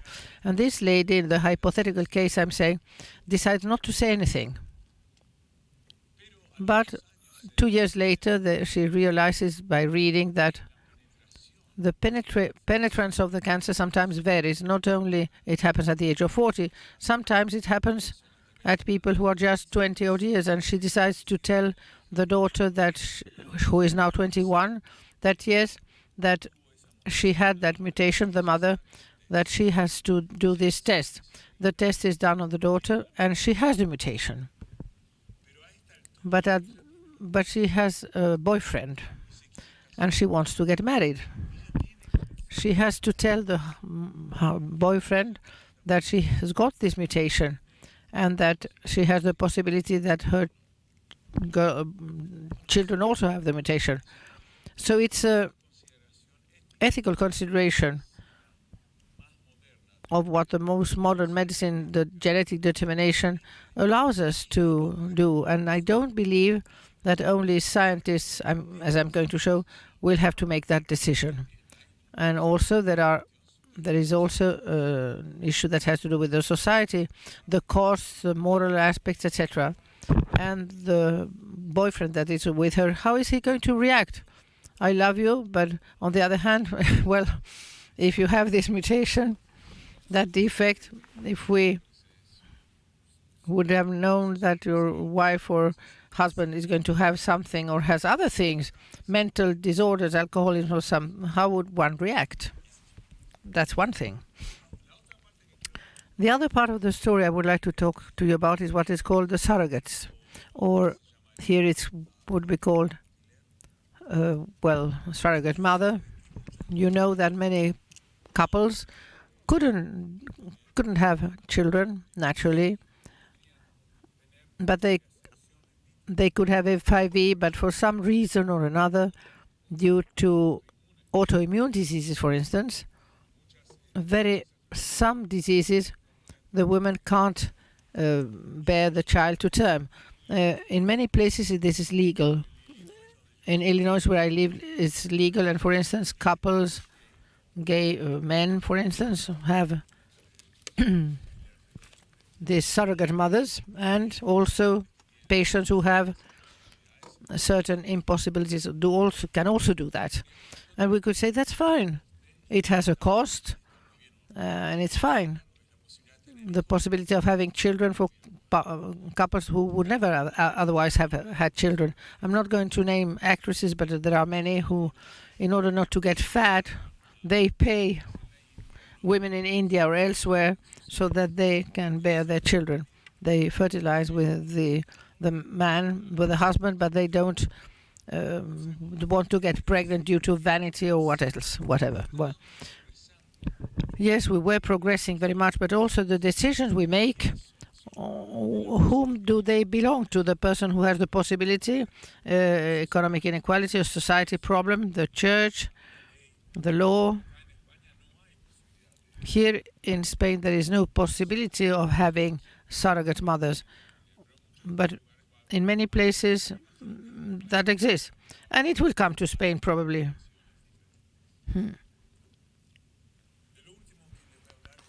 Of the last thing I'm going to talk about is the discovery of Dr. Montoya, who made a discovery. I hope he can receive the Nobel Prize. CRISPR is the possibility of editing the genome. CRISPR editing, genome editing, in vitro and also in adults. For instance, if somebody has a cancer, if they take out the mutation and they put the normal gene instead, the people will be cured from cancer. In reality, it's an observation in bacteria. You know that the viruses invade our cells and other cells and take control over the genetic part of those cells in order to make more viruses. The bacteria have a natural way that we discovered with the scientists in order to take out that virus and cut and excise it and restore the normal genetic part in order to be normal again. So 3 years ago already, in China, there was a group that started to editing cells, injecting them to patients with lung cancer. Imagine, to cure cancer, modifying, correcting the genetic part of it. But this year, right now, a few weeks ago, Dr. He Yanjui from Janssen in China was fired from his job because he decided to do in Chinese children, babies, siblings, twins, take out the CCR5 gene. That gene is regulating the infection of HIV or the AIDS virus. And he decided to do that without, of course, with very limited information. Those children will not going to be able to have AIDS, but now they think that they will live much less because we don't know yet the consequences of it. What I mean by that is the science advances very rapidly sometimes, and if we don't think thoroughly about it, the patient especially, the society, the philosophers, the church, the law, in order to be able to regulate it, we are going to have a lot of uncontrol, and sometimes we can create monsters at the global level, or terrible things that we are not going to be able to determine. This doctor, maybe he wanted to do something good so that the patient didn't have AIDS, but he's going to shorten their life, because who can really say, no, I want to do this? In the States, at least, and also here, we also talk about the participatory part of it. I show the example of 23 and myself when we acquire information on possibilities of having a disease of some sort and how we would be acting. This study, I think that was interesting, where in patients in a very prestigious journal from the States and worldwide as well, by the way, the patients who have predisposition to Alzheimer. If you have the genetic part of mutation in the ApoE4 epsilon, you are predisposed to having Alzheimer. What they decided was the following. Those patients who had that predisposition, to 50% of them, they were told they had that predisposition, and to the other 50% didn't tell anything. The patients who were told that developed the symptoms much earlier than the patients who didn't know about it. This goes against what we are thinking right now, but I just wanted to show that to you in order to show how ambiguous this can be and what is happening with some of the information and how to react in front of it. In order to finish, I would like to show something else. A couple of slides. Customized medicine is the 4P medicine that I'm going to mention within a while, but we also have the whole part of where we live and how we live. This is an interesting study from the underground in London. If you get up in this station, the life expectancy is 68.5 years. If you go out 6 stations later, there the life expectancy are 5 years less. I don't know how many of you listened to 1 month ago a study in the States that in Chicago, where I live, if you live in a given neighborhood, the life expectancy is 90 years, and 10 kilometers away, more southern away, the expectancy is 60 years. The complexity of life in our society today is so important that we need to have, as we have people of a very high quality from Madrid or from elsewhere, people who really think about the implications and the solutions that all this may entail. To live in societies now, I was going around here in Spain, in Galicia, Asturias, the Basque Country, and we see the green lawns, etc. But they are not so populated now, and they go more to the cities. And then there is a great increase of this certain type of diseases, autism, for instance, depression, sterility, mainly in female and males, that appear. And these are all thoughts that we cannot leave them only to the scientists. They can discover, but how to implement it and what to think about it, we really need the input of many more people as well. And just briefly, because this is the group of patients of respiratory diseases, in each one of them we have newer medications for asthma, COPD, cystic fibrosis, lung cancer, and pulmonary fibrosis. But I wanted to bring this forward, that cystic fibrosis, there are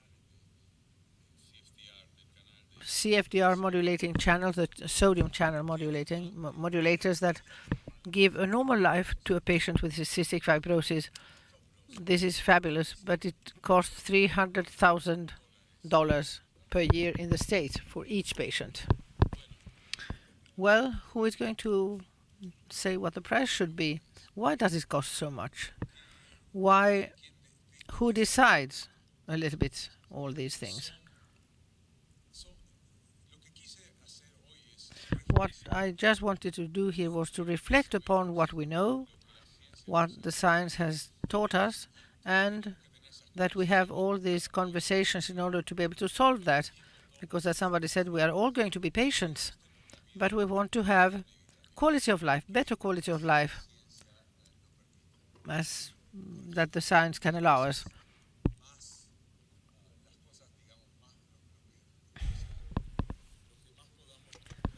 What the cheapest we can buy is going to affect what we know.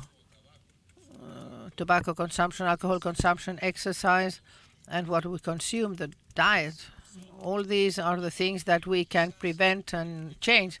Maybe we should focus on preventing from being patient, and how can we do that? It's not something that only belongs to scientists. And coming to the end, what is personalized, precision, individualized medicine? I think Dr. Leroy, who proposed it, had the 4 Ps. I propose 5. Predictive is the first one. If we are all going to have the genetic code, or if we can know the inheritance from our parents, if we know that we are going to have, we are predisposed to hypertension, maybe we are not going to eat so much salt or do more exercise. What is preventive?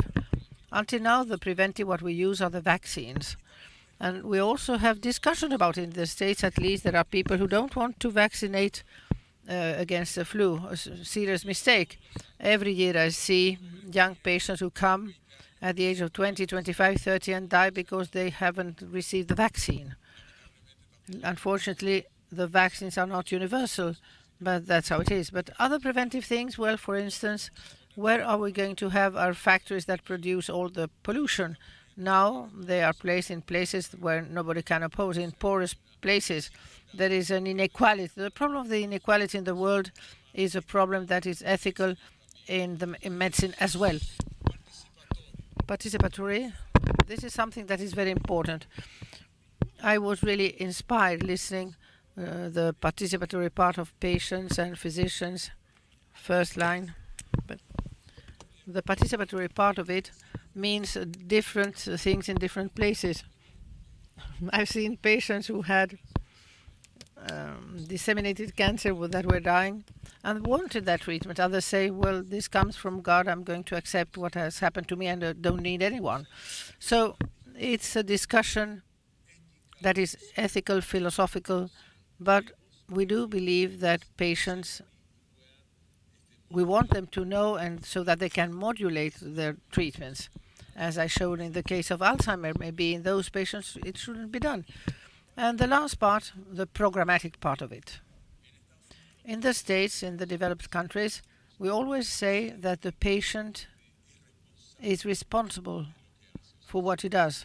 If you smoke and you drink, well, if he has that disease, you deserved it. It's not so much that when there are differences of life expectancies where we are born of just 30 years, it's not a programmatic issue. In some places in the States, we can't buy vegetables in 20 kilometers, but to buy a hamburger, you can buy that everywhere. And a Coke filled with sugar, it's cheaper than a banana. So we really need a change there as well. The purpose of all my thoughts have been to start this conversation because I think we are all together in this, and it was very inspiring to be here with you today, to listen to all of you, and I hope having given you some background, some thoughts, so that you can reflect upon it, and we can then enjoy it together. Thank you very much for your attention.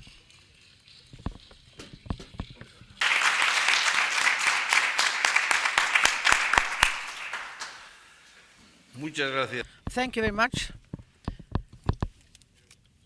I think, yes, Jakob Jascha, I think that this conference has been fantastic. Now we've got 2 things that we still have to do. One, well, I would like to thank the participation of the pharmaceutical industry and the associations or the industries of home treatments, whom I would like to give the floor to as well.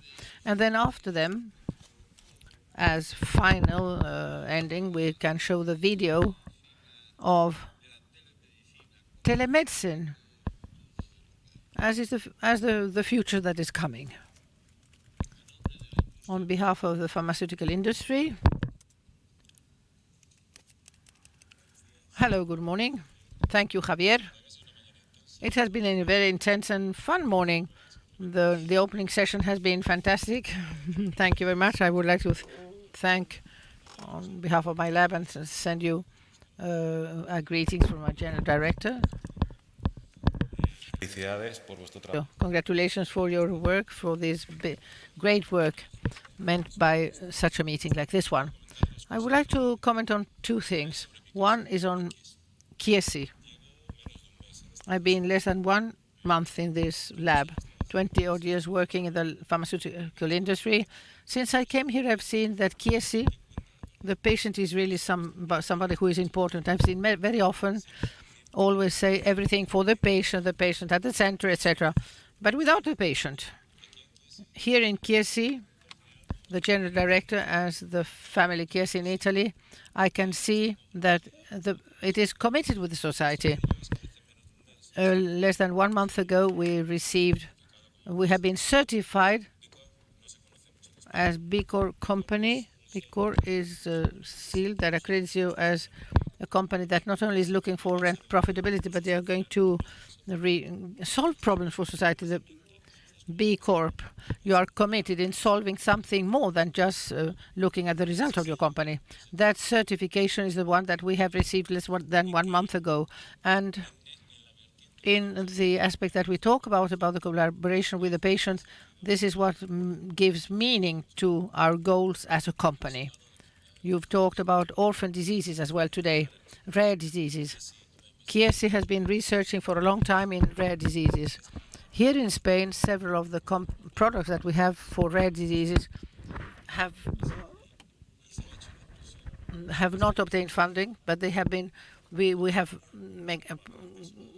given financing for having this product. The investment has been done for that. We have another example as well in inhaled therapies for COPD, in which we have a product that is cheaper than if those drugs are taken separately, but there is something that prevents patients from having access to that drug. On the one side, I wanted to talk about my lab, and the second aspect was I've been patient, I will be patient, of course. I've been caregiver as well. My wife, for many years, with an oncological problem. The patients' associations and patients themselves go further beyond than what we can see from outside. They are a great help in important moments. You have been moved before, and I know why you were moved. But your work, apart from the fact that it is not well recognized, it is not valued enough. The time you dedicate you take out from your life and your families for all the other people is very meaningful, and you are absolutely necessary, very necessary, and you have to be there. You have to give this value to the society.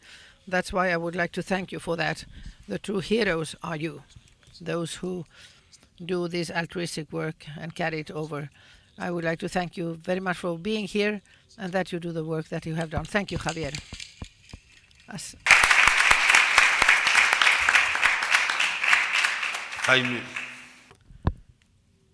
Jaime.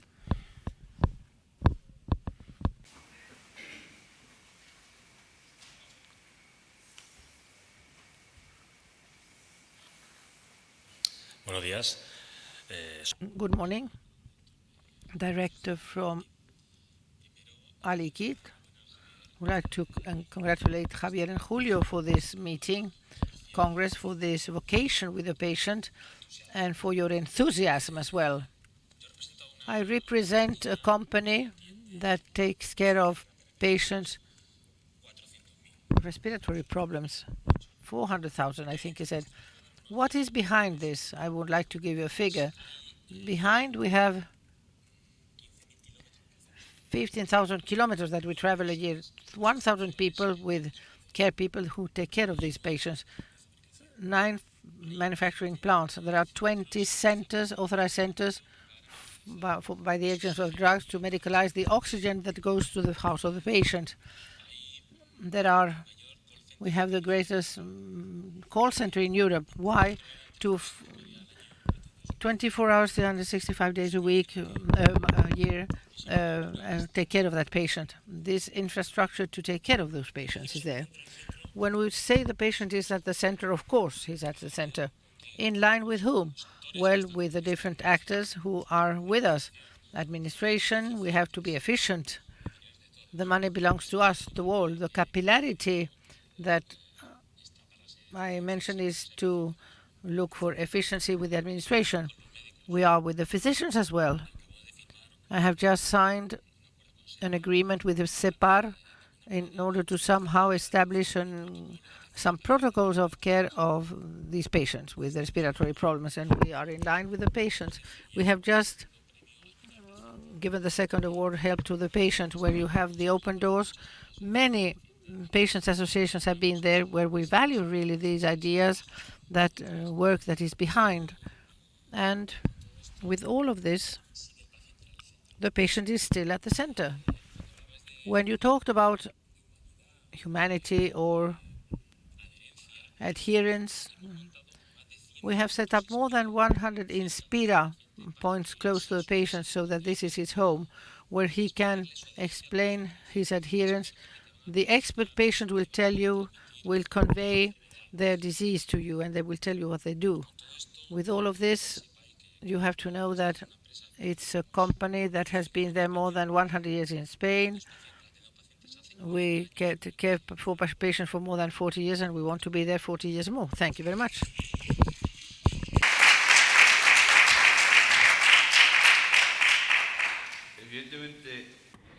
Naturally, we have Fenaer, Oxymesa, Lindy, and other companies, and they also deal with patients, and they worked with us. They provide oxygen, CPAP mask as well for those of us who have sleep apnea. I think it's 1 million in Spain, right? 1 million of people who have the machine at home. And the drug industry is also supporting us. But there is one last thing I'd like to say, because you refer to the so-called visas. As a doctor, as a patient, I've told to the minister, and I said this is an attack on us, because first is an insult on the doctor. If we prescribe something as a doctor, having the administration supervise them, I feel is harmless. I feel outraged. There's no need for that prior authorization. There is a need for an inspection to see whether the doctor is prescribing something should not be prescribed. But this idea that you need to have a prior authorization prescription before you can prescribe, well, I feel outraged as a doctor and as a patient both. Because some 4 months ago, because I had to be on anti-clotting drugs, and I get them prescribed by the cardiologist, and it's been 4 months. And now I have the electronic prescription with my anti-clotting agents. Because then they were going to get the authorization, it would have been expired, and once I had the prescription, or rather the other way around, with the when the prescription expired, I could not go to the doctor anymore. So it's unnecessary. What I'd say is the money used for inspection, yes, to put a stamp on it based on what the doctor said, that is pointless, and that is not cost saving. So we should get rid of that, of the prior authorization, from a medical point of view and from the patient's point of view.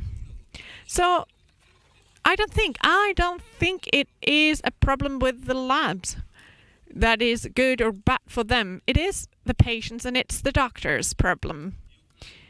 And with that, I think we can conclude. Maybe you have a clip on... Do you? A clip on... Oops. On telemedicine, e-health. And then we conclude. I think that's the future. That's what we need to go for. I don't know if you agree. The administration, UISA. And you as well. Because telemedicine, I feel it's cost saving for the national public system. It is quite a progress for patients and doctors alike, and will very much improve our quality of life, which is after all what we are after, improving quality of life. Sick or not. Clip, please.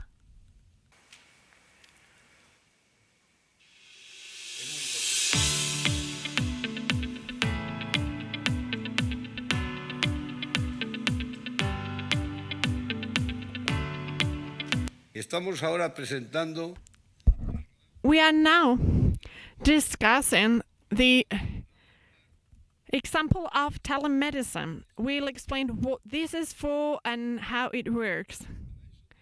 For which we have Tanya with us, who is an expert in the topic. She has been developing pieces of software and app for respiratory programs that will be implemented in the near future, and she is the leader of a telemedicine program with a company, medical company that is. Tanya, first I'd like to know what's telemedicine, what's e-health, because it seems to be the tele and the medicine all together.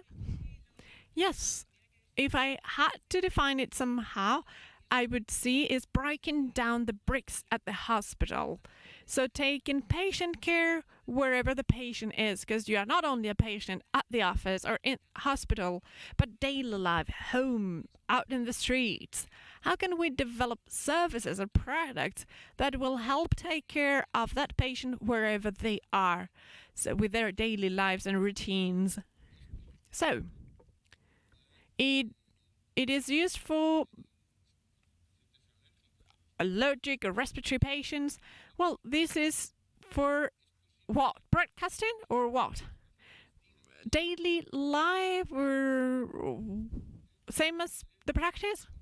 Well, doctor is at the practice and there's a computer and there's no need to visit them, right? Well, how does it work? Actually, there are three large blocks. First, measuring and recording. So patient is at home, for example, and they can perform an spirometry with an spirometer. It's easy, it's personal, it's private, and following prescription by the doctor, they take it every now and then.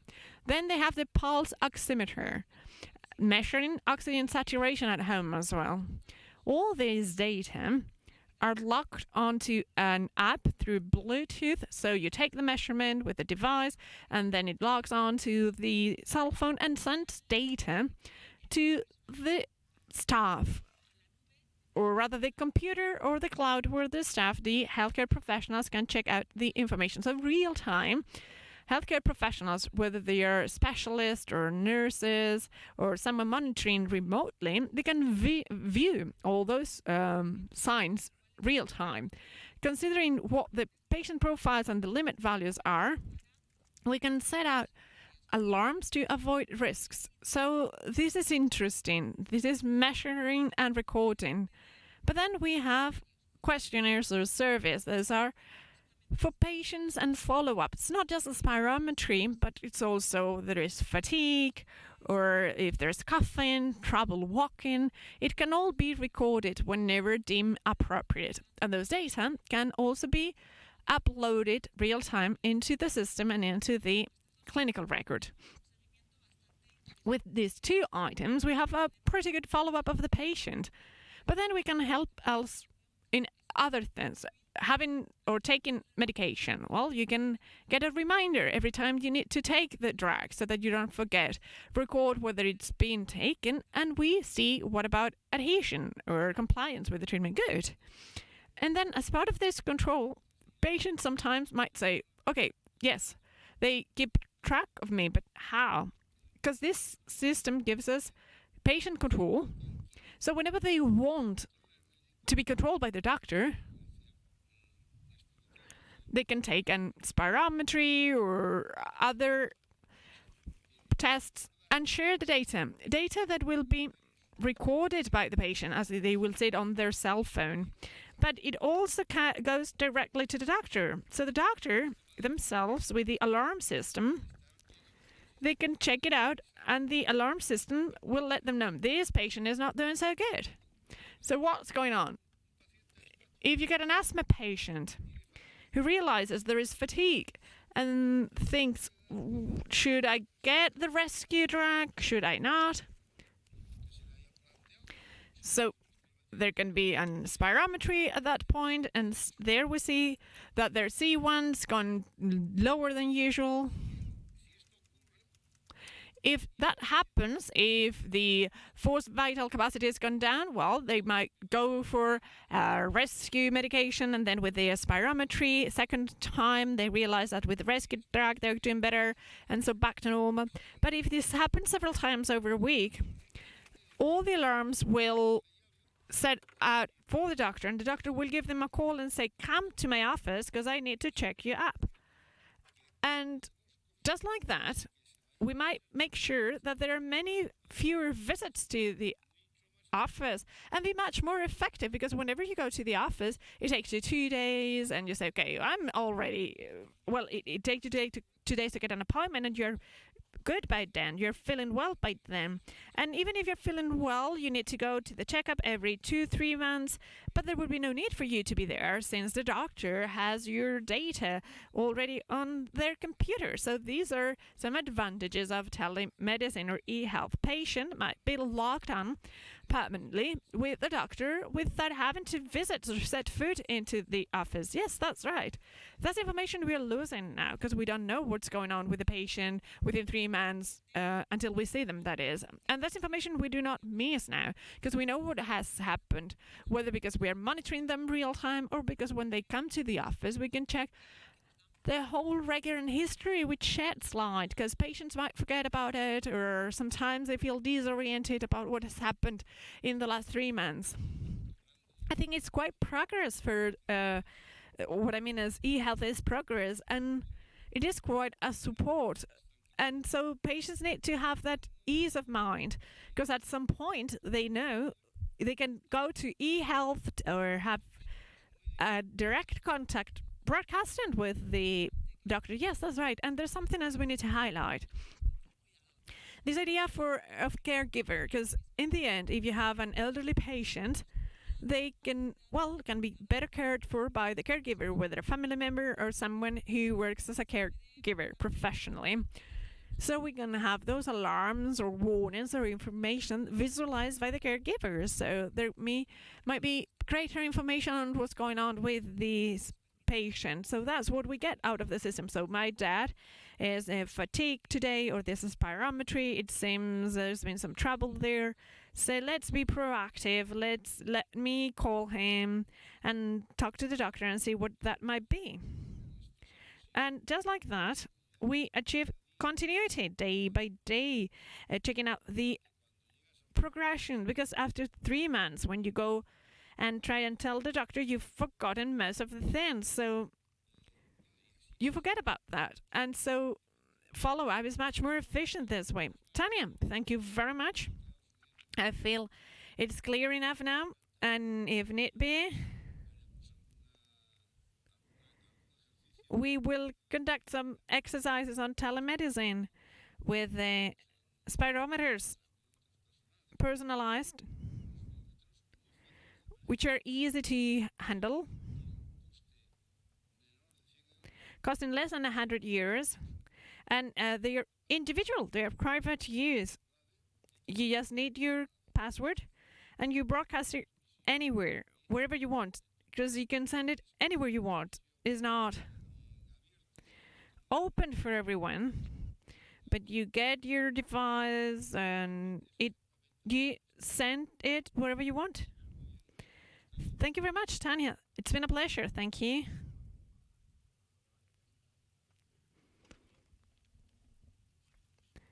All right then. I think we've been quite intensive and extensive, and we've come to the end. Let me ask my colleagues, my co-panelists, whether they want to take the floor one last time today. Well, let me thank once again the organizing committee and also let me thank Professor Schneider for being with us. I think everything that matters has been said. Future is all about transformation, digital transformation. There will be quite a change there. And patient participation is basic. And probably this idea that we are a group, that we work together and as we should, with other approaches will take us to improving in the future. So thank you very much for your kind invitation, for all the hard work you've done, and for the beautiful lecture that we've heard. And I hope, well, I wish you the best for this conference and for the future. And let me acknowledge the hard work of Javier in organizing these activities. Thank you very much. Anything else you would like to say? Well, then, just like that, we conclude this session, which is what we call the opening session. And let me remind you that on Fenaer's website, we have 6 hours worth of recording. That is the conference. There's one on asthma, another one on COPD, and 10 panels on smoking, idiopathic fibrosis, and also cystic fibrosis.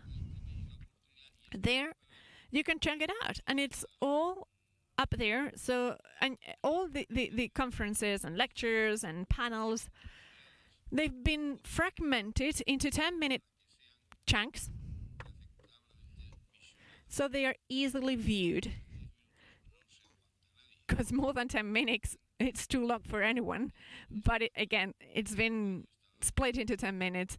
And for a year at least, until next conference, we will have them there. Meanwhile, you can go to our Fenaer's website and check it out. We have videos, and you can check our first online conference there. And we are getting many online visits. For example, today we've got streaming for English and Spanish of our opening ceremony. And it's open. We still don't know how many people visited us, but it reached out anyone who was interested. Thank you very much to all of you for being here with us, for being part of it. And that's what it was all about today. Thank you very much to all of you.